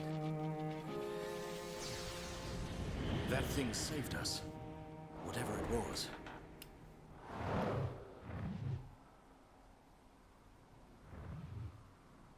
You did well. But what of the boy? Ah. Well then, there is much to be done. I wonder what he could possibly mean by that. Well, regardless, though, that was definitely a fun little adventure, was it not? I thought it was you. Nice to see you, Dixon. It's been a while, Grandpa. 1 year, if my memory hasn't left me. Good to see you haven't kicked the bucket. Put a sock in it. Wait. Dixon? Dunban? You're the heroes who risked your lives a year ago in the battle to defend the colonies. What's a pretty young lady like you doing hanging around with this bunch of slackers? Dunban, Dixon. Thanks for helping out back there. I don't believe we did anything. He's right. Save your thanks for that giant bird. What was that thing? A Telethia. A mystical beast that protects the sleeping Bionis. Though I've never heard of one ever venturing down to where us Homs live. Strange. A Telethia? So that's what it's called. A mystical beast that protects the Bionis. So, what's your plan from here? Follow that metal-faced machine, I presume? What else? He's gonna pay for what he did to Fiora. Well then, there's only one place he'd go. Galahad Fortress in Sword Valley. A year ago, those things were building a huge fortress, right in the valley. Tactically, it's an excellent location to launch attacks from. I feel there's a strong chance they've now finished building it. That would explain why both colonies were attacked recently. Sword Valley. The very place where we made our last stand 1 year ago. So it's settled. Bash down a fortress and smash some metal brains. Easy, Ryan. Chalk? There's somewhere else I need to go first. But what could be more important than... Wait, you saw another one. Saw what? What are you on about? These visions sound pretty handy. Well, out with it. What do you see? I was somewhere very high up. I was fighting at the peak of a huge tower. Fighting Metalface. I heard a voice. And then the Monado's power was unleashed. His armor instantly gave way. The Monado doesn't work on Metalface at the moment. But if that vision comes true... A tower, huh? Doesn't give us much to go on. Can you remember anything else from your vision? I remember... a huge horn. That's it. As I fought Metalface, I could see the Bionis head. Prison Island. Prison Island? I've never been. But I've heard of a black tower at the head of the Bionis. They say it was built by the ancient High Entier race. The High Entier are real. I thought they were a myth. I wouldn't blame you, son. An ancient race living at the top of the Bionis? It does sound crazy. But Bionis is home to all kinds of different people, not just us. That includes the High Entier. The High Entier, huh? I dismiss them as folklore as well. Never assume anything. Seeing is believing, right? Have you ever True. met one? Well, yeah. Wow. Dixon, man, you're just full of surprises. What can I say? I'm well-traveled. And it's all for your future. Day and night I've searched for new lands, met new cultures, and gained knowledge for our people. The life of a wandering old fool. A lonely one at that. Stop your whining. You do it because you enjoy it. And you make a tidy profit. Who asked you, Dumban? Well then, Shulk, what's it to be? We'll head there. There are alternatives. We could abandon the colonies, find a place the Mechon will not discover and live in secret. I realized something when we were fighting Zord. Wherever we go, they'll follow. We can't run from these things. We must fight on. I see. Then I am obliged to join you. You want to come with us? Scared I'll get hurt? No way. We know you're stronger than anything. Right, Ryan? You bet. I've recovered a great deal since we last met. And that miserly old coot over there made me this. Sharp, light, perfect for cutting through steel. Show me a Mechon and I'll slice it in two. I might not be in peak condition, but I'm useful. I can't thank you enough. We're in it together now. You can count on us, Dumban. Miserly old coot. That sword is forged from Mechon armor. It's worth every penny. So you keep saying. If you want to go to the Bionis head, you'll need a guide to get to the upper regions. We're at the bottom, so I guess the only way to go is up. Right. But we'll need to go up the lower back first. The lower back? Colony 6 is right at the top of the Bionis leg. So we'll have to head around the waist. Through a place called Sartol Marsh. Follow me.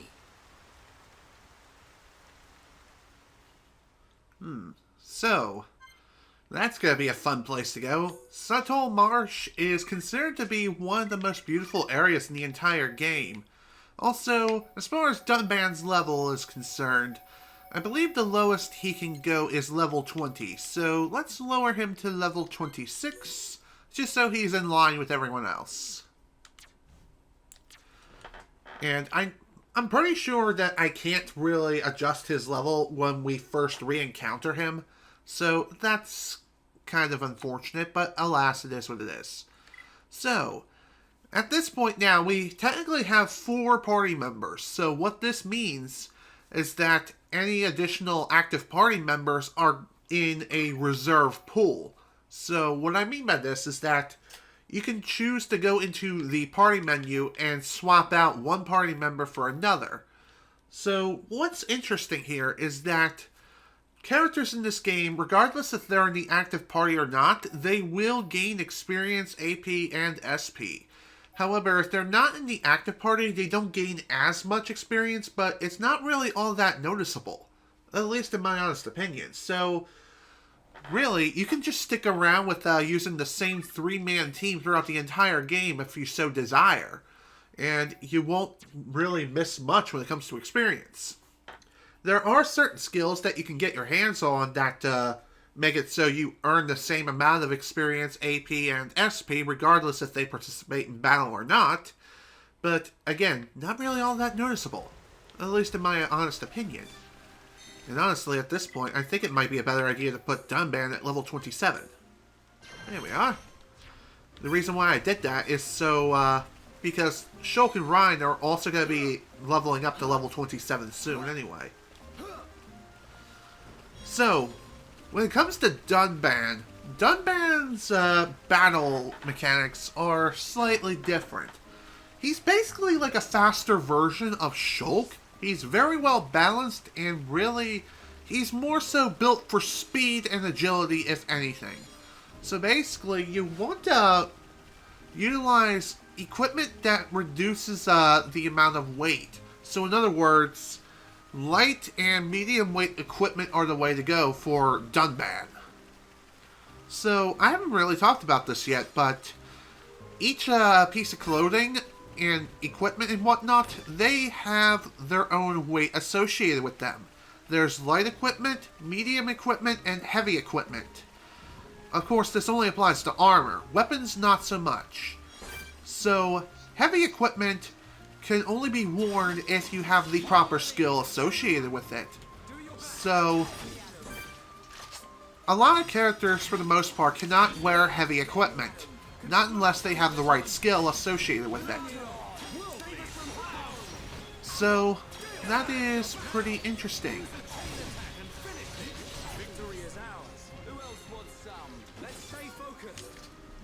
By the way, the heavier the equipment is, the lower agility a person will have.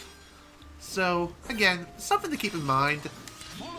However, as you're progressing through the game, you will be able to not only get your hands on the ability to more or less wear heavy equipment, but you'll even be able to reduce the penalties for equipping heavy equipment. Not necessarily entirely, but for the most part. I'm just saying.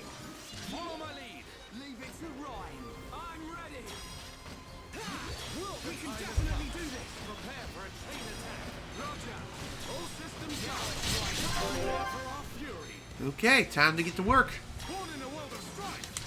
So Dunban's talent art is Blossom Dance. Basically, it attacks an enemy or a target multiple times over. And let me tell you, it's pretty damn sweet.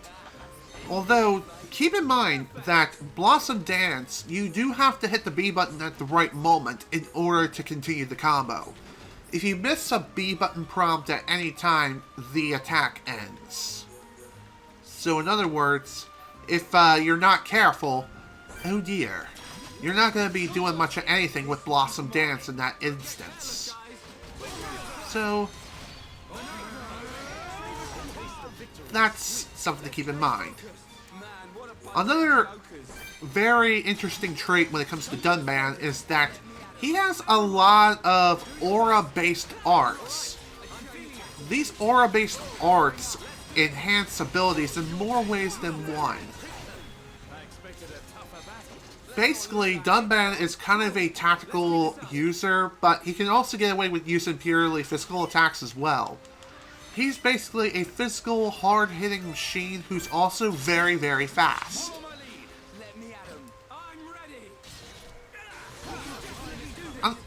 Another thing worth mentioning too is that when you initiate battle, for whatever reason, Dunban's HP drops by 25% at the start. I don't know why that is. It's just really strange. I don't know if that's a thing with certain equipment, or if that's just the way Dunban is. But really, it's not all that bad. It really isn't. And besides, if you set up Dunban correctly, you'll be able to restore HP really quickly with him. And even if you don't, then your other party members will be more than happy to bring Dunban back up to full health in no time flat. So all in all, Dunban, he's fast, he hits like a freight train, and he's pretty damn awesome. He's the hero of the hams, Dunban. He's pretty damn awesome, don't you think? Anyway, let's view this heart-to-heart 1 year on.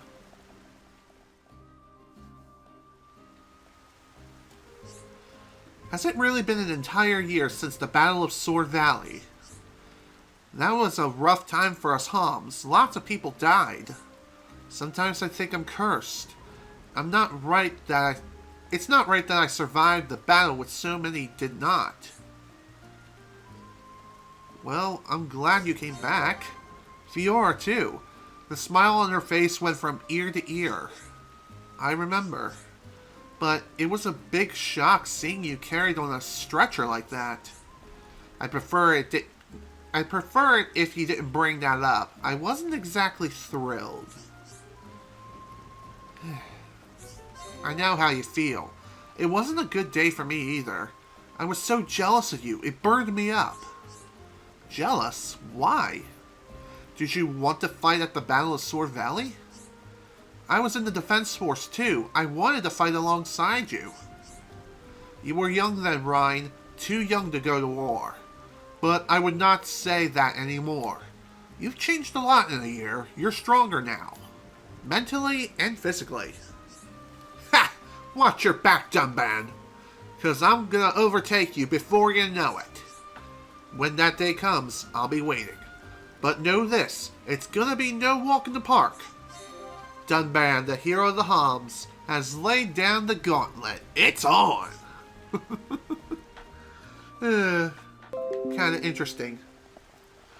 There is one other thing I haven't mentioned yet, and that is when it comes to viewing heart-to-hearts from this point going forward with multiple party members, whether it be active or in reserve, if you encounter a heart-to-heart but require certain party members, they have to be in the active party in order to view their particular heart-to-heart. So, say for example we encounter a heart-to-heart that involves Sharla and Rhine. So, if I want to view that heart-to-heart, I would have to go into the menu first, swap out whoever I need. So basically I would have to swap out Dunban for Sharla in order to view that heart-to-heart. So that's something to keep in mind. Anyway, before we head forward, there are some things I kind of want to take care of, and I kind of want to save the next area where we need to go to for next time. And the reason for this is just simply because I want to clean up on some of the quests that I've been gathering up all this time. And besides, I believe some new ones have opened up anyway. So, that's something to look into. And honestly, I kind of want to prioritize getting done the quests that have the little timer on them, as it's not going to be too much longer before those quests go away entirely.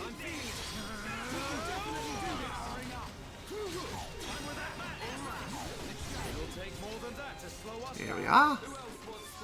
Let's stay focused. Okay. So anyway, there is another landmark that I'm going to be marking down before I start making my way backwards.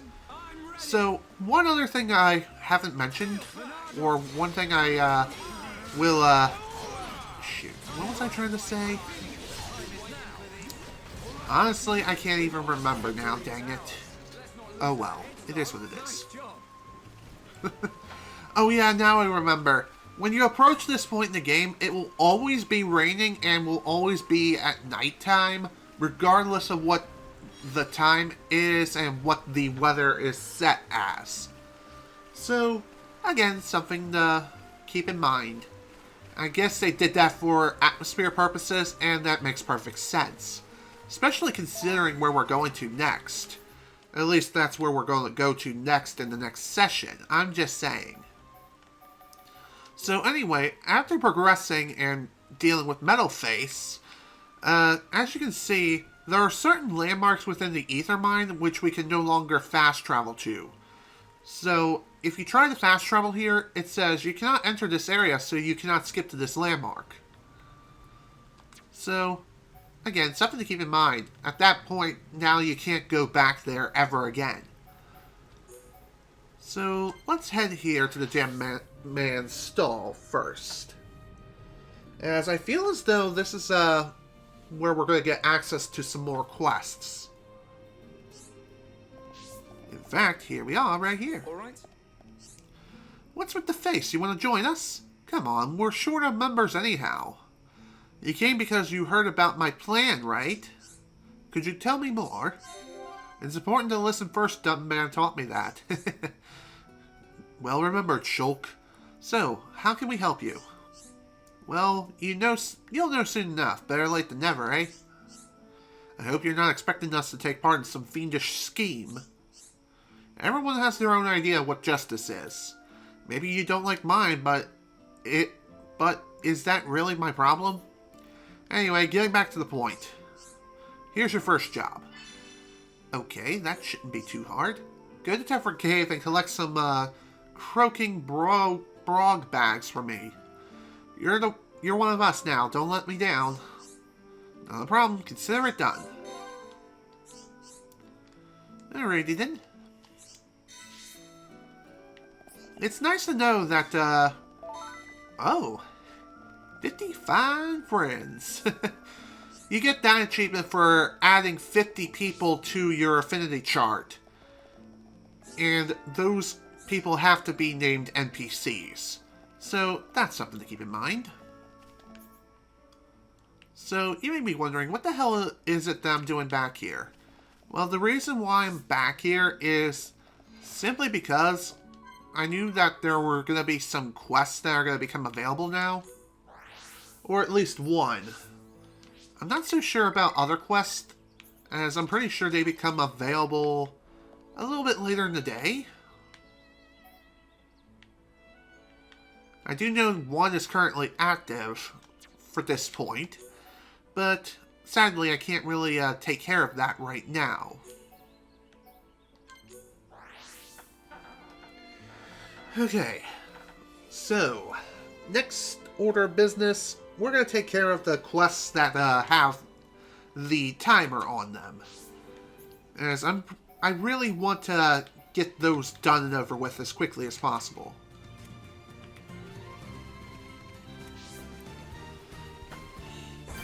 Again, I'm really thankful that we have the ability to track quests now, and track them very easily.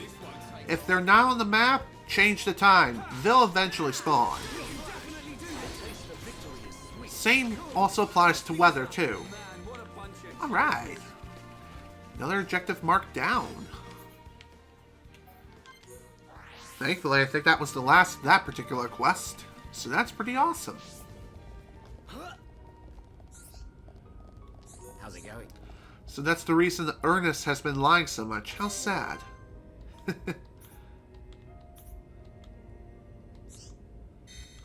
Okay. How's it going? By the way, talking to certain NPCs do have certain affinities with other NPCs. And talking to them after completing certain quests will change that affinity. Either for better or worse, depending on what you do and how you handle things.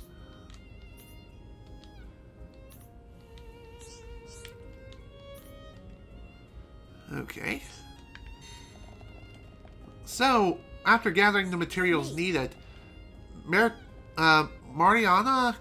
I think that's her name. Regardless, her quest is done. Or at least this version of it is.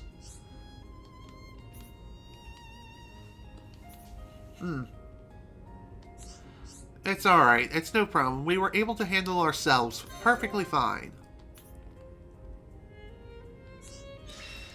Aw, thanks.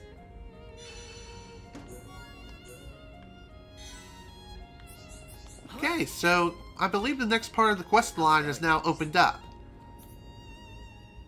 Just the people I need to see, eh? What for?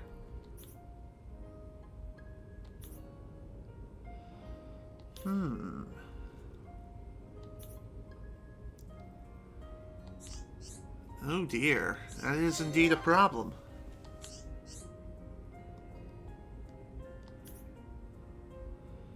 Oh dear.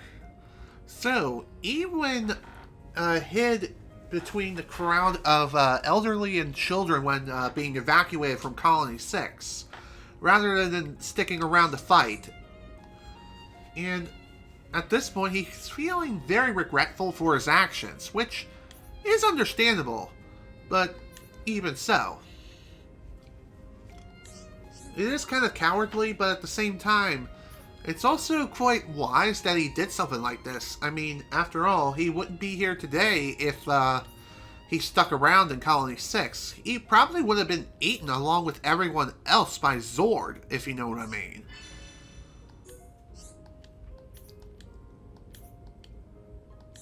Okay, here's your things. I already gathered like 28 of these. You only need 4, so there we are. All done.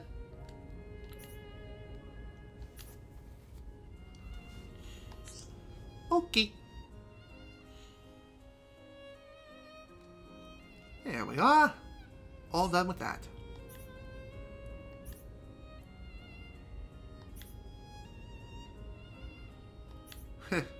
Funny, considering that she's right next to you. Me? Me? Oh, are these for me?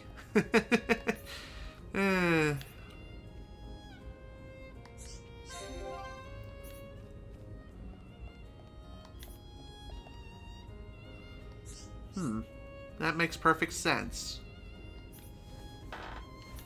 Aw, that's sweet. Can't wait to see how this turns out.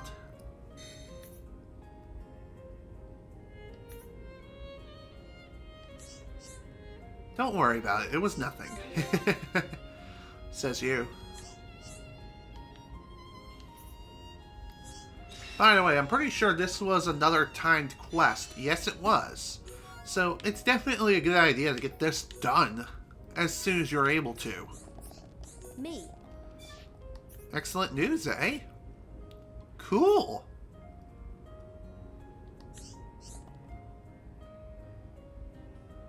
Aww. Whoa. What the hell?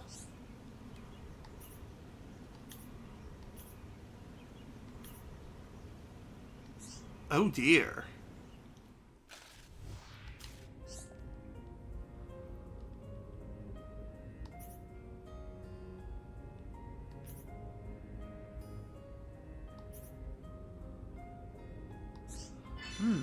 Okay. Well, this is definitely a peculiar situation.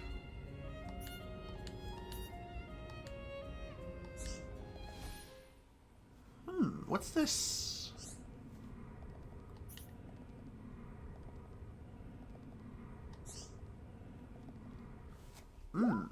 What now? Well, this is definitely something. Especially considering that I believe starting this quest immediately grants you access to this one.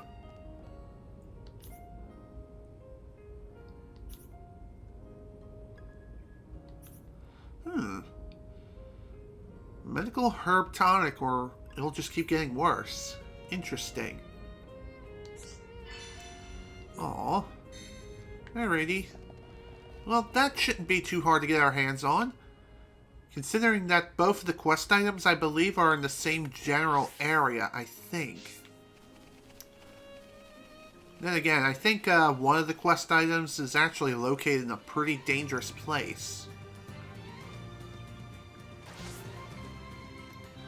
Well, regardless, though, let's go ahead and get these quests done. Get them done and over with as quickly as possible. Again, when you're tackling quests, always try to prioritize taking on the ones that have a stopwatch next to them. Because you never know, if you progress too far into the story, you're just going to regret it later. Trust me. I've actually done that before, and let me tell you, that's not exactly what we call fun. It really isn't. Okay, that takes care of the lake drop. Now we just gotta deal with the next quest item. Just so that way we can get this done and over with as quickly as possible. And by the way, if you want to track a different quest, just simply hit down on the D-pad and just select whatever quest you wish. Just keep in mind, you can only track one quest at a time. So, again, something worth mentioning. But honestly, you can tackle multiple quests at once in any given order you see fit. So even if you're tracking one and then you decide to do another in the meantime, don't be afraid to do so. You never know. It might be quite beneficial to you in more ways than one.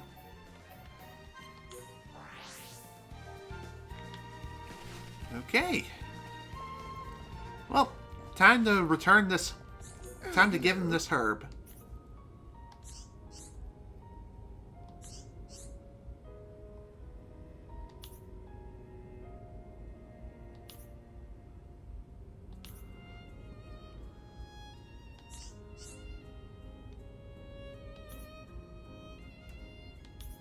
Lovebirds? Funny.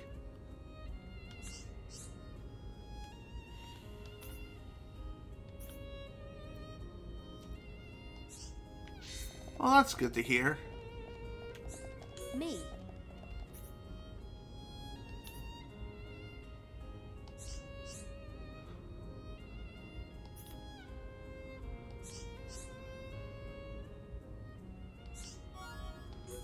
Cool. Picture book is finished. Let's see what Pama thinks of it. What? Friends looking for Pama? This picture book for Pama? Aw.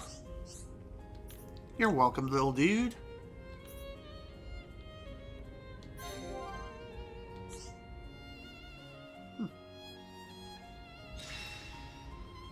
Well, glad that worked out.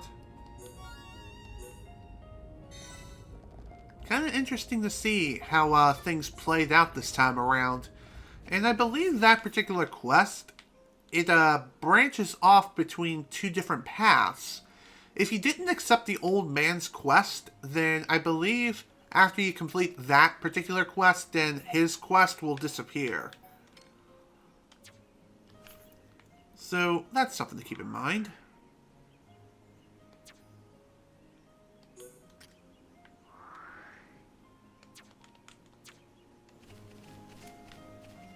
Okay. Gorman is inactive, so what this means is that we just simply need to change the time until he eventually becomes active. If you're playing the original Wii release of this game, in order to be able to track NPCs or figure out where they tend to go to and what time they spawn, you will have to look at the affinity chart and figure out when you can track down this NPC. But finding him is another task altogether. Just saying. Again, another quality of life improvement that's been made with the Definitive Edition, which I think I'll go ahead and go over that right now. If you go into the affinity chart right here, if you're looking for a particular NPC, you can sort by name within an area, and you can choose to track the NPC whenever they spawn by pushing the R button when hovering over that person's name. Granted, you have to have met this person in order to be able to track them. And when I say meet them, I mean meet them during your current playthrough. As you all should know, the affinity chart does not carry over from playthrough to playthrough, with the exception, of course, being of your main party. Heir to the Monado. Let's take a look at this heart-to-heart.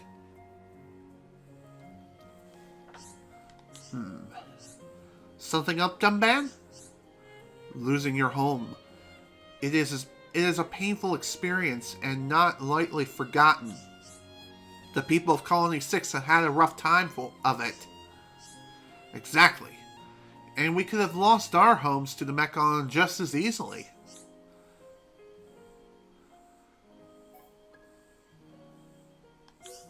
If it wasn't for Shulk, indeed.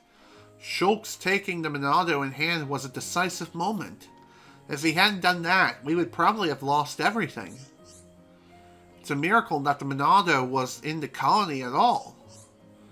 If it hadn't been, our homes would no doubt be a pile of rubble now.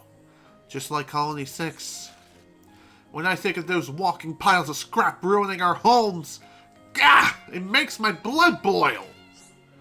I find it hard to imagine living here in such danger as Sharla did. Hope kept her going. Hope?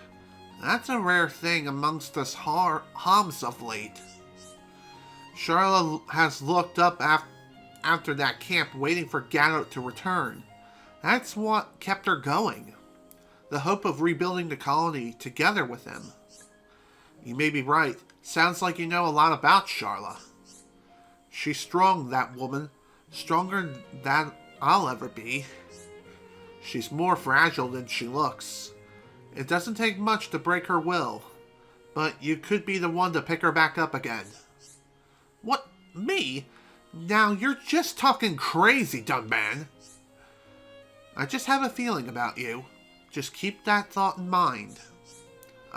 Changing the subject. Why don't you help out with Colony 6's reconstruction? That could do... They could do with a helping hand or from a genuine hero. When you put it that way, how can I refuse? Let's get to it, Ryan. And it looks like my internet is shitting itself. Great. Come on, you can get back up to pace. There you go. There we go. It's restabilizing. Good. Oh dear. Well, again, thankfully I am recording this stream at the same time, so if you ended up missing something, no big deal. I got it recorded and we're all good to go. Let's see. Let's take on Material Quest 3. What do we got? Alright, this shouldn't be too hard.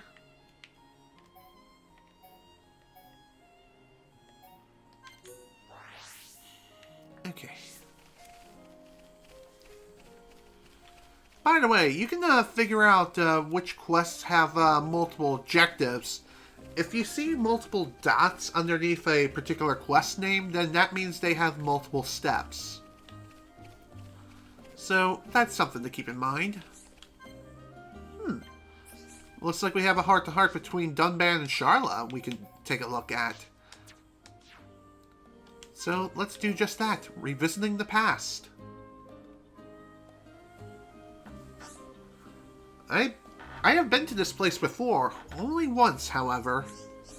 Really? When was that? I remember it well. When Fiora and I were much younger, we came here together. All the way from Colony 9? That's no small distance. I was so very afraid as we made our way through Tefra Cave. I can barely even remember the way now. At the time, I was so busy making sure Fiora was okay. Did something bad happen? I mean, if you don't mind telling me, that is.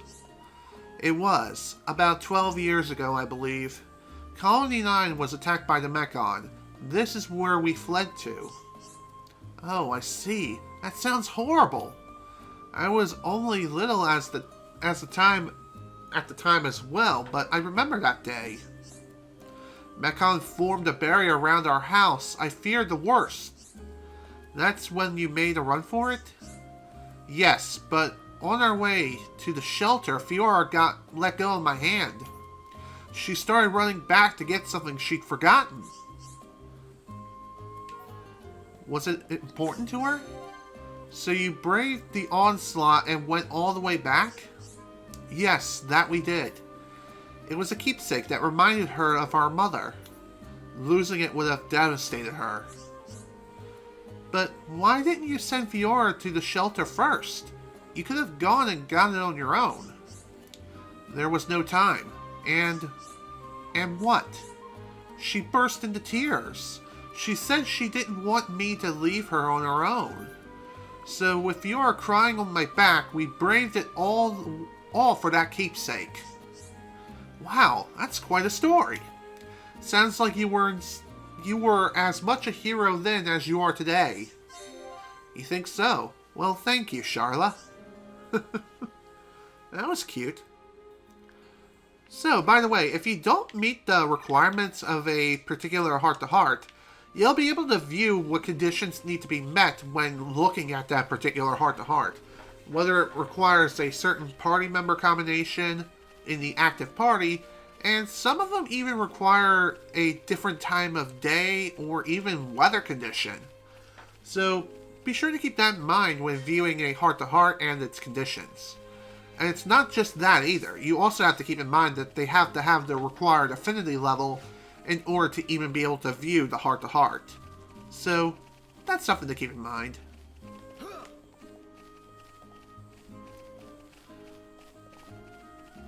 Oh boy, we got some big boy birds over here. Like I said, there are plenty of enemies around these parts that are a very high level around this point in the game. So long as you don't antagonize them, you should be fine, and you should be able to walk past them without too much of a problem. No mercy. This one's mine. Time to get to work.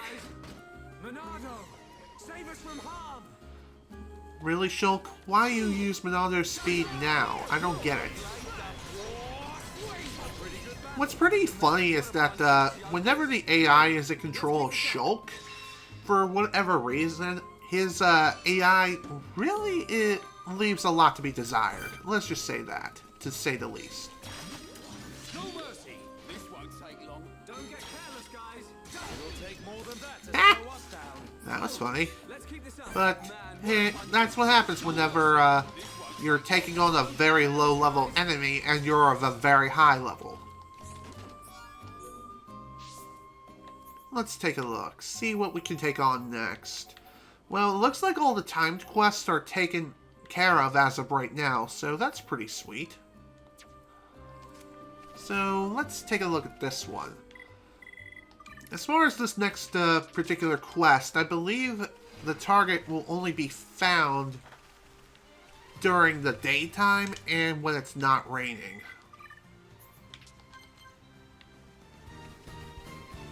Maybe? Or maybe not.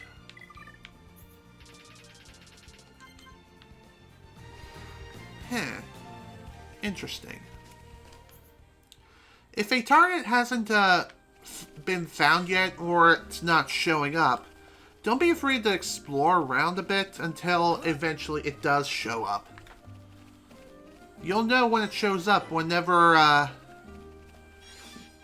you start seeing blue dots on the map, in which case the quest will start tracking where the enemy is. Another thing you could do to help speed up this process is just to simply fast travel from one location to another.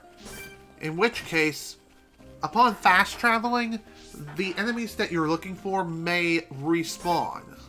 So, that's something to keep in mind.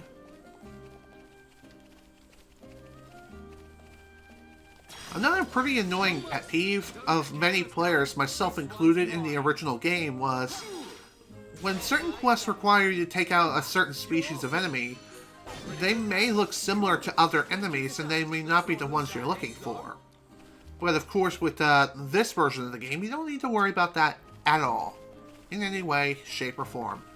That has been eradicated and has been fixed, and that's just the way it is, which is awesome.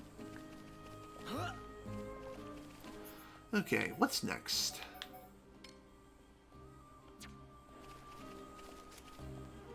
Let's see. Looks like our next stop is going to be Colony 9. Okay. That'll be fun.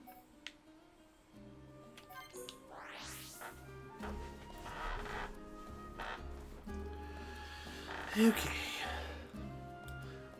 Again, I figure I'd spend the rest of this session cleaning up some of the quests that we've been gathering all this time. Sometimes it's not a bad idea to do just that, just saying.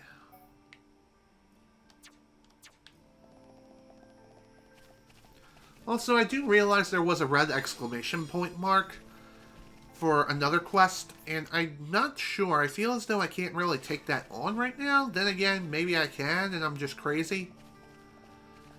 I'll investigate in a little bit here. No mercy. Don't get careless, guys. This won't take long. Get wrecked. Goodbye. Piece of cake. No mercy. Don't get careless, guys. Okay. This one's mine. It'll take more than that to slow us down. Let's keep Funny how it spawned a gold chest. That's definitely very rare to see. Let's see. I think I'll grab these and just leave that particular weapon behind. Why? Because I already have one. careless, guys. This one's mine. Steel Slash! Goodbye. You're awesome. Well played, Dumbang. Thank you very much, and goodbye. Good thing I'm here. No? Anyone? Piece of cake. Okay. Anyway, before I go ahead and start up another quest or start tracking another quest, I kind of want to see what this is all about over here. Guess I'll find out right now. What's up?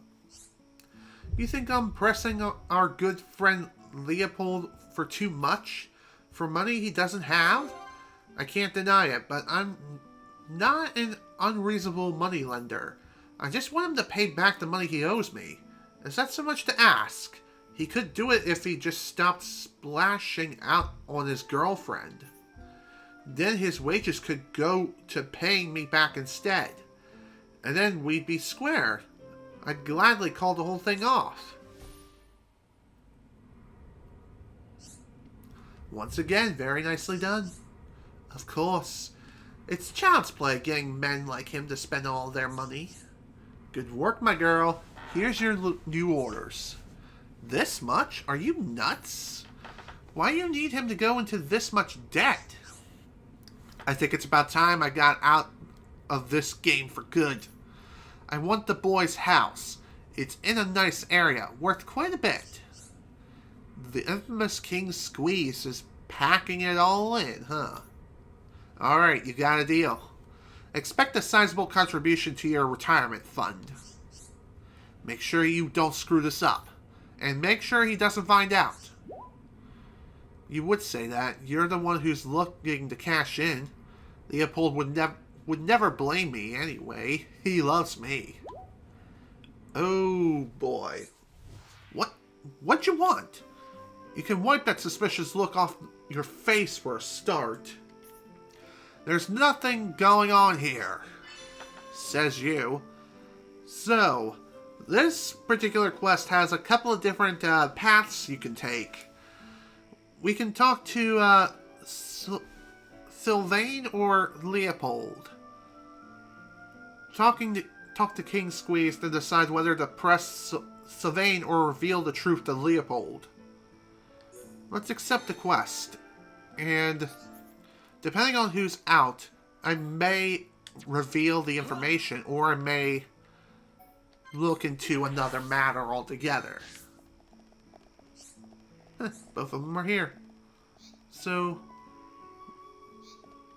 perhaps I'll talk to Sylvain first.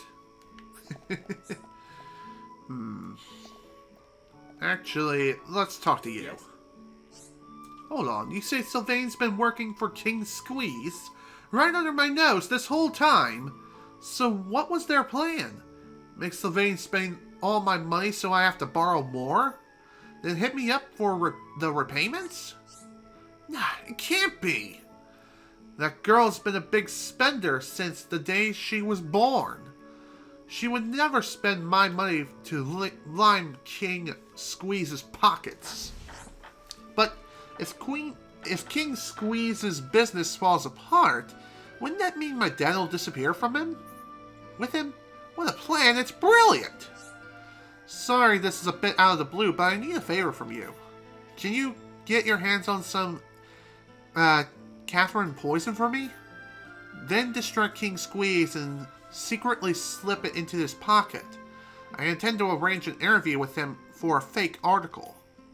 Something like Colony 9's top earners of the year. He'll take the bait, we'll meet, and I'll coincidentally find the poison. He'll get incriminated, lose his face, and his business is finished. He'll never show his face around here again.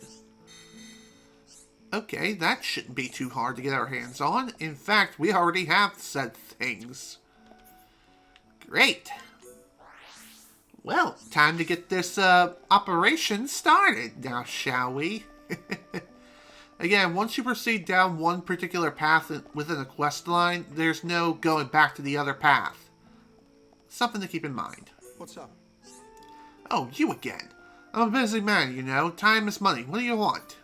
Oh, I know. Leopold's too chicken to come give me my money. Hello, anybody in there? Cat got your tongue or something? If you don't have anything to say, get on your bike. Go on, hop it. Boop. Funny how, this whole interaction, you just have to talk to him and then immediately the poison is planted. You hid the poison in his pocket? Right then, it's all set. I'll go and find it and make a big, ugly scene in public. Then I can write the real story and expose Yer on his dodgy deals. And then King Squeeze is finished.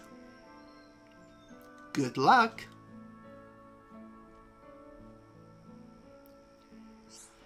You should have seen his face. Now he'll be off my back forever.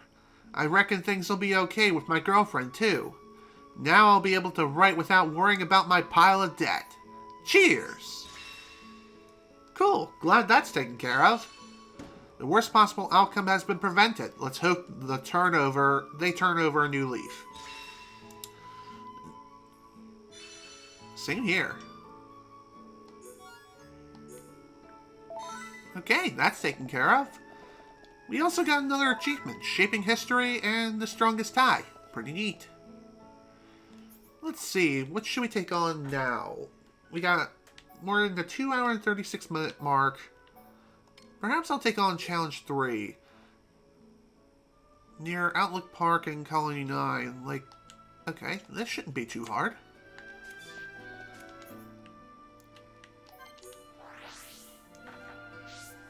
Again, considering that our level is relatively high, not the highest it could be, which is, well, level 99, duh. Just saying, though. Considering that we're at a pretty good level here, we should be able to take this thing down without too much of an issue. But we'll have to wait and see what happens. For now, let's head on inside and take a good old look at this lovely, lovely beast. Let him have it, beast! Oh yeah, this thing is nothing. I mean, nothing.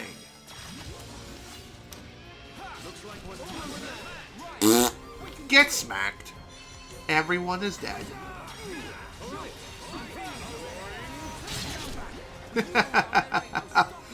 Oh man, that was fun.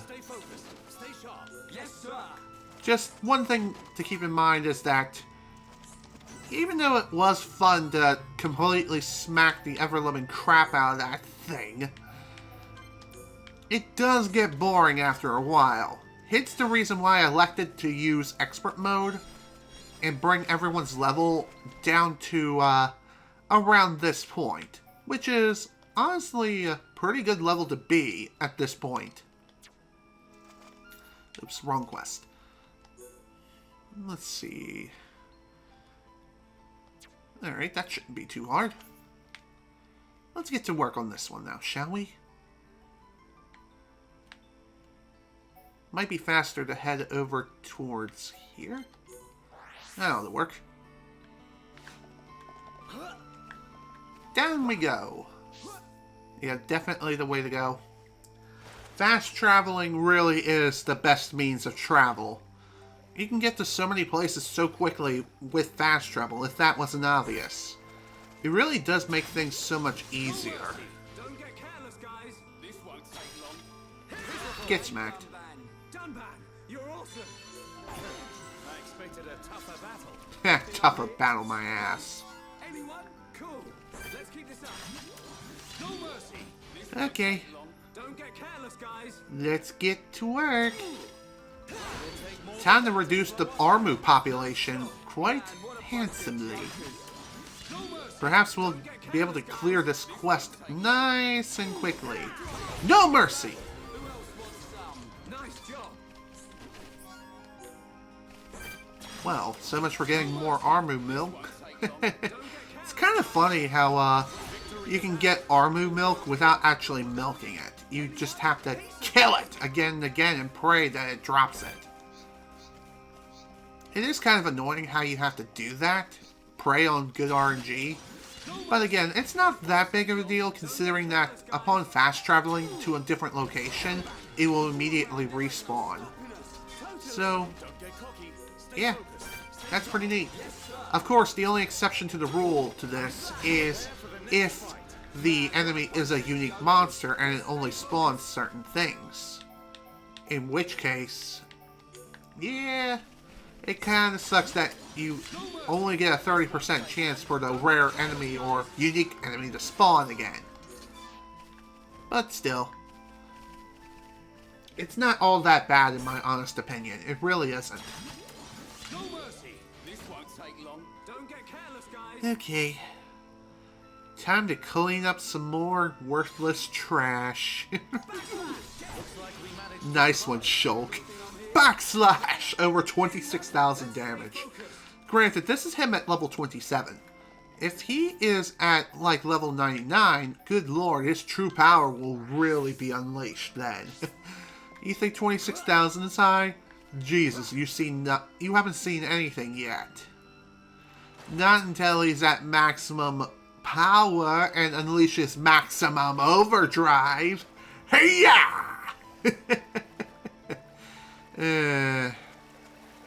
Just saying. I know I could have technically taken care of these quests when I first got my hands on them, but I kind of wanted to proceed through the story a bit and just progress through the game, just so I can get these quests done and over with, and also be able to gather more as soon as I possibly could. There we are. Got all the army milk. That's awesome. Okay.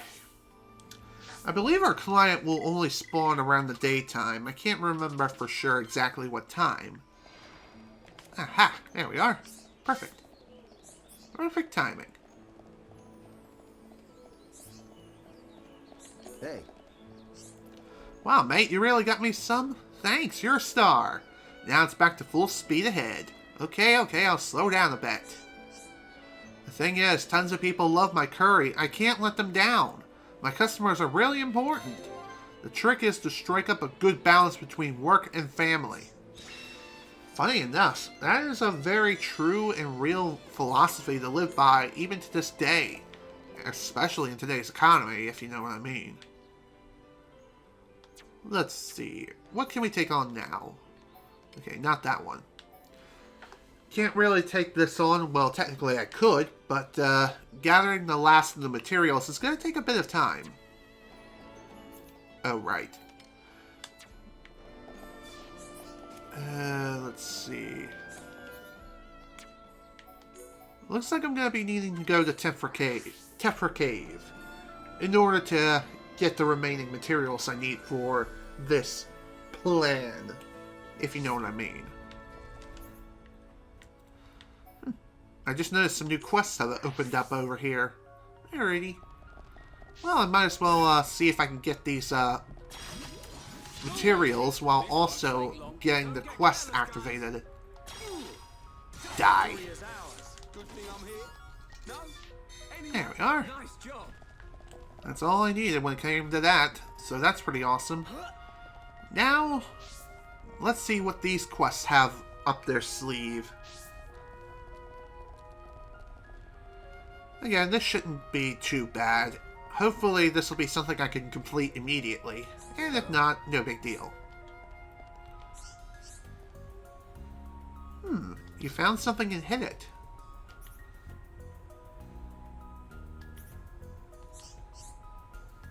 Yeah, could you go into more detail?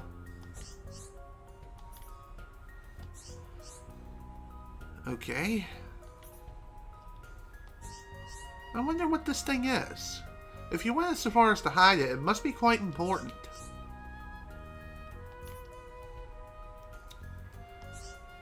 Sounds pretty, interesting. Exit Tipper Cave and check the area immediately on the left. Interesting.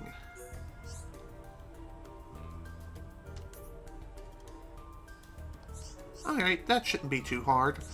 And again, considering that the quest can be tracked in this game, I can choose to take it on, like, right here and now.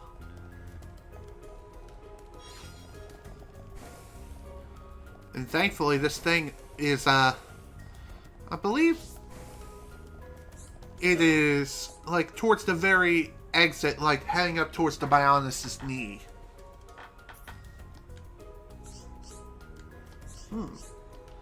Alright, that shouldn't be too hard. We got some more monster quests, huh? Pretty awesome.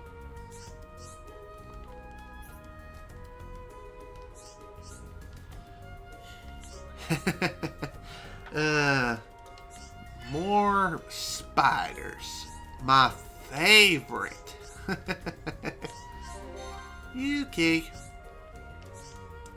Again, a lot of these quests really aren't too difficult to take on at all. They honestly aren't. Let's see, can I view this heart-to-heart now, or can I not? Okay, not yet. Probably will be able to view it at a later point in the story. Well, duh, of course I will, but just saying. Okay. What do we have over here? Got a nice item over here. A lost pendant. This'll definitely come in handy for later, for sure.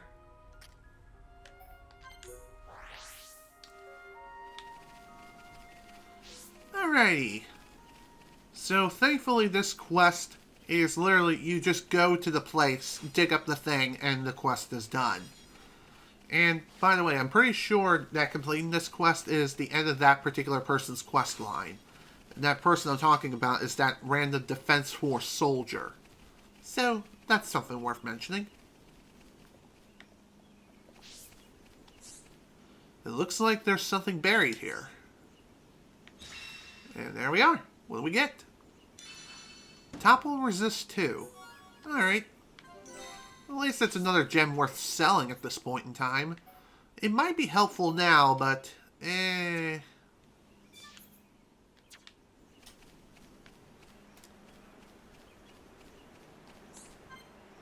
can't view that heart-to-heart yet. Makes sense, considering I think that heart-to-heart only comes into play later on in the game anyway.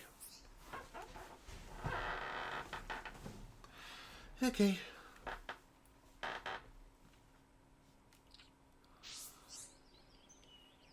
So, I believe the quest I'm currently tracking, this will only come into play at night, which makes sense considering this sort of situation that is currently brewing. I wonder what this whole preparation thing is all about. Guess we'll find out soon.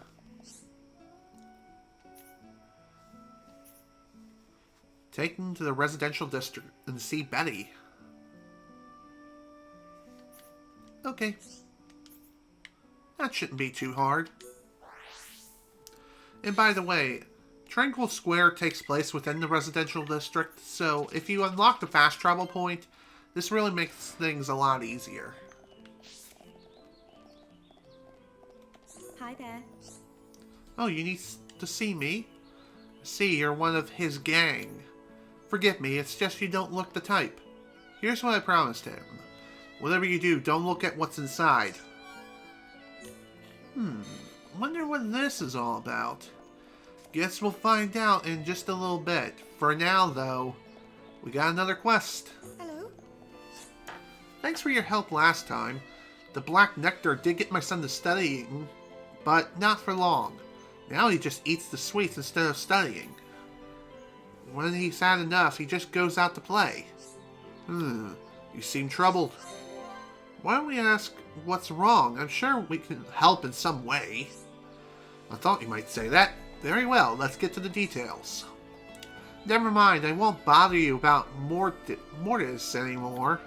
Can I ask you to help with something else? I want you to bring me 2 pieces of heavy Bonnev iron. That stuff is heavy, so it might be hard work, but will you do it? What could you need something as heavy as that for? Well, exercise, that's it. I put on weight recently. Yes, sir. Exercise and all. Sure, whatever you say, Susanna. Okay. Well, we already gathered all the stuff you need for you from a prior playthrough, I think. Then again, maybe I gathered this stuff now, but anywho, here you go. Here's your stuff. Really heavy. Avoid the studies while this tying him down. That is hilarious. Tying him down and forcing him to study. That sounds like a Parent of the Year contender, folks. Well, whatever. The deed is done. Now then, time to get back to the quest at hand. First off, though, I'm pretty sure I need to return to, not the Ether Light, but the other one. The Gem Men stall. And again, one thing to remember is that some quests only progress at night, while others progress only during the day, and some can be progressed anytime, anywhere. Just saying. Alright. So you spoke to her. Then hand it over, come on. I know she gave you something. Yep, no doubt about it, this is the real thing. Good work. Don't worry about it, it was nothing.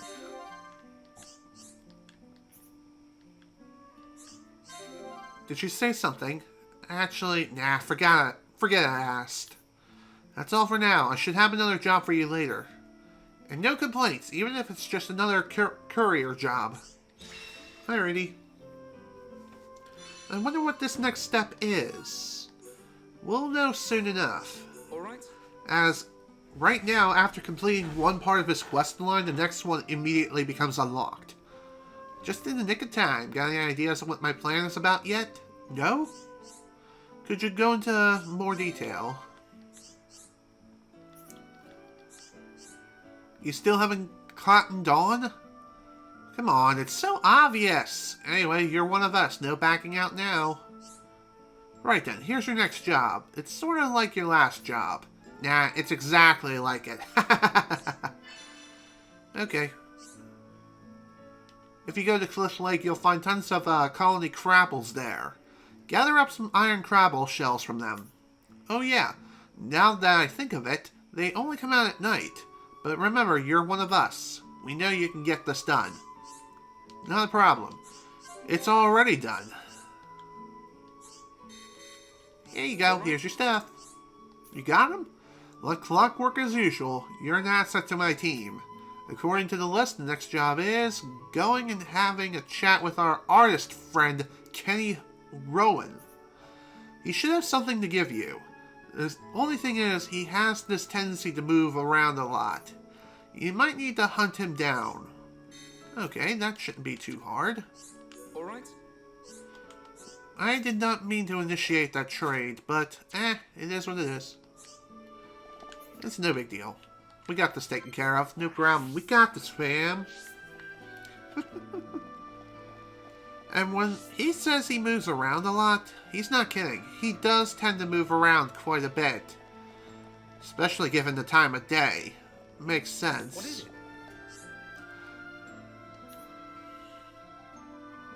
Okay. Another mysterious package inside, eh?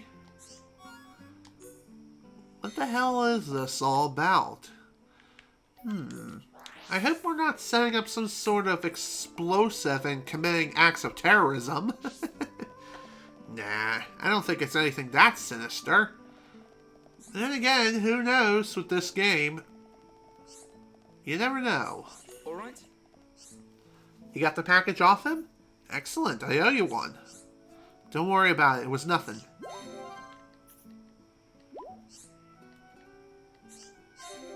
He didn't mention anything else, did he? Actually, it doesn't matter. Don't worry about him.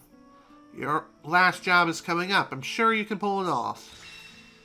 I wonder what this last job entails. Well, I'm sure we'll find out soon enough. Unfortunately, right now, we don't exactly know what this last step is. But it appears that another quest has opened up. That's pretty neat. Perhaps it has something to do with that particular job? We'll find out. If I don't immediately lose access to it. Damn. That stinks. Okay. So at least the NPC I'm looking for is just around the corner. Quite literally. Hi there. Why, thank you for gracing me with your presence, my matchmaker. Confused? Oh, but why? I was merely thanking you for the agreement we're about to make. Could you tell me more?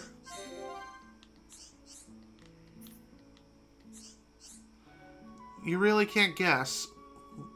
We are slow now, aren't we? We're slow now. Aren't I talking to the person who can get anything for anyone? Which leads me to my request. I want a Tephra drop. If you give it to another along with words of love, they fall for you. And you will be together forever. Are you sure about that?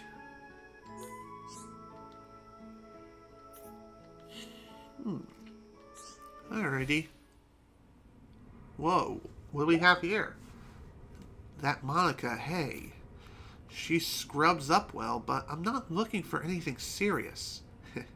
If she gets all sappy on me, I'll just dump her and move on. Monica married him? But why? How could she pick Eric? She doesn't know what he's really like. He's just using her. Just a little longer, Eric. Soon we will be together. Huh? Is there something you'd like to tell me? If not, I suggest you be on your way. Not a problem. Consider it done. Alrighty. Well, this is going to be one of those fun quests that actually have a couple of different branches. Hello. Oh no, I'm running out of time. Why won't she listen to me? Could you go into more detail?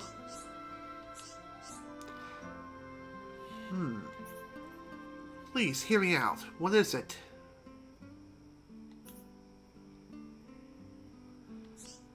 So, you may have noticed that the Tephra drop is not necessarily enough.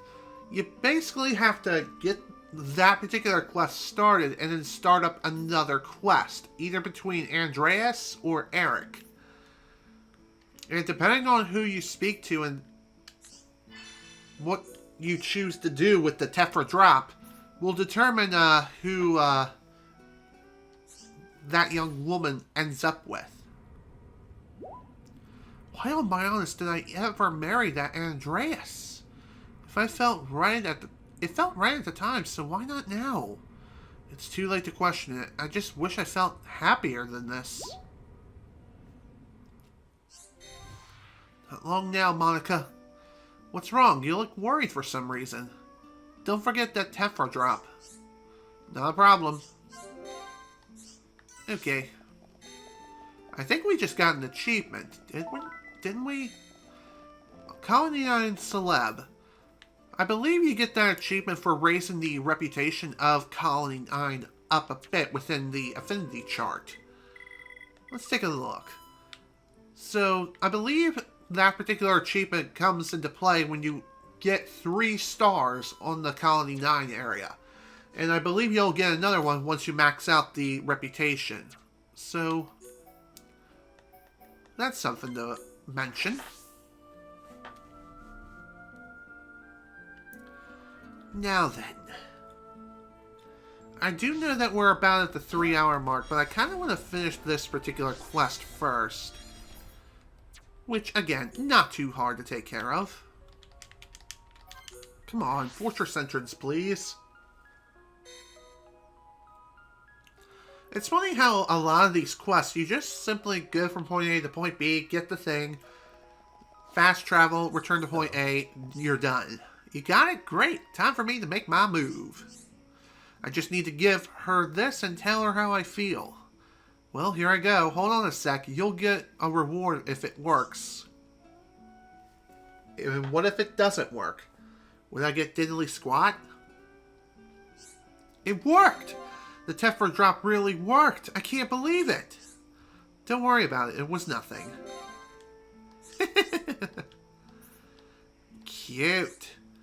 Thank you so much. Here's a reward. This is great. I'll keep her happy for the rest of her life. Well, I'm very happy for you, my dude. Andreas looks so happy, and he and Monica, who he cares for so much, are together at last. That's sweet. Alright, that particular quest is done. Let's see. I do know I have a few other quests I could take on right now. In fact, I think there's one I can take on right over here. In fact, I might as well get this one done and over with since I'm right here. I got the pendant, and everything is fine. Hello. There you go. Yeah, that's it. That's my pendant. I'm so grateful. I don't know how to thank you. Alright. I think you deserve a reward. Take this. Take this. Take this. Take this. Nice cork gear. Nothing really all that useful. But at this point in the game, if you're not playing New Game Plus, then yeah, it can be useful. Let's see. Can I take this quest on? Not exactly. Heh. Well, dang. Well, okay. This isn't that big of a deal, honestly. So, with that, folks, we're already at the 3-hour mark. And I think I may go ahead and consider this a session. But before I do, there is still one thing I kind of want to take a look at to see if there's anything worth looking into here at the refugee camp. And the reason why I say this is because after you progress just a little bit further down the line, eventually the refugee camp will be no more. You'll know what I mean when we get to that point. And it looks like everything is good to go as far as I can tell here.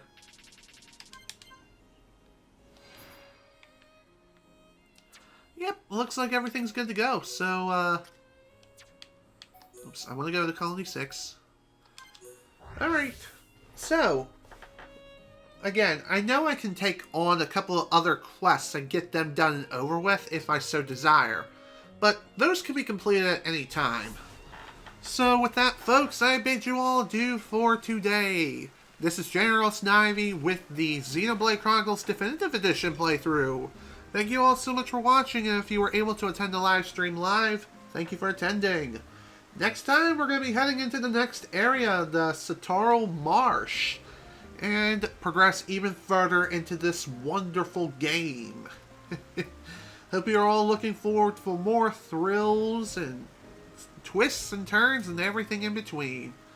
Once again, thank you all so much for watching. Hope you all enjoyed. See you all later.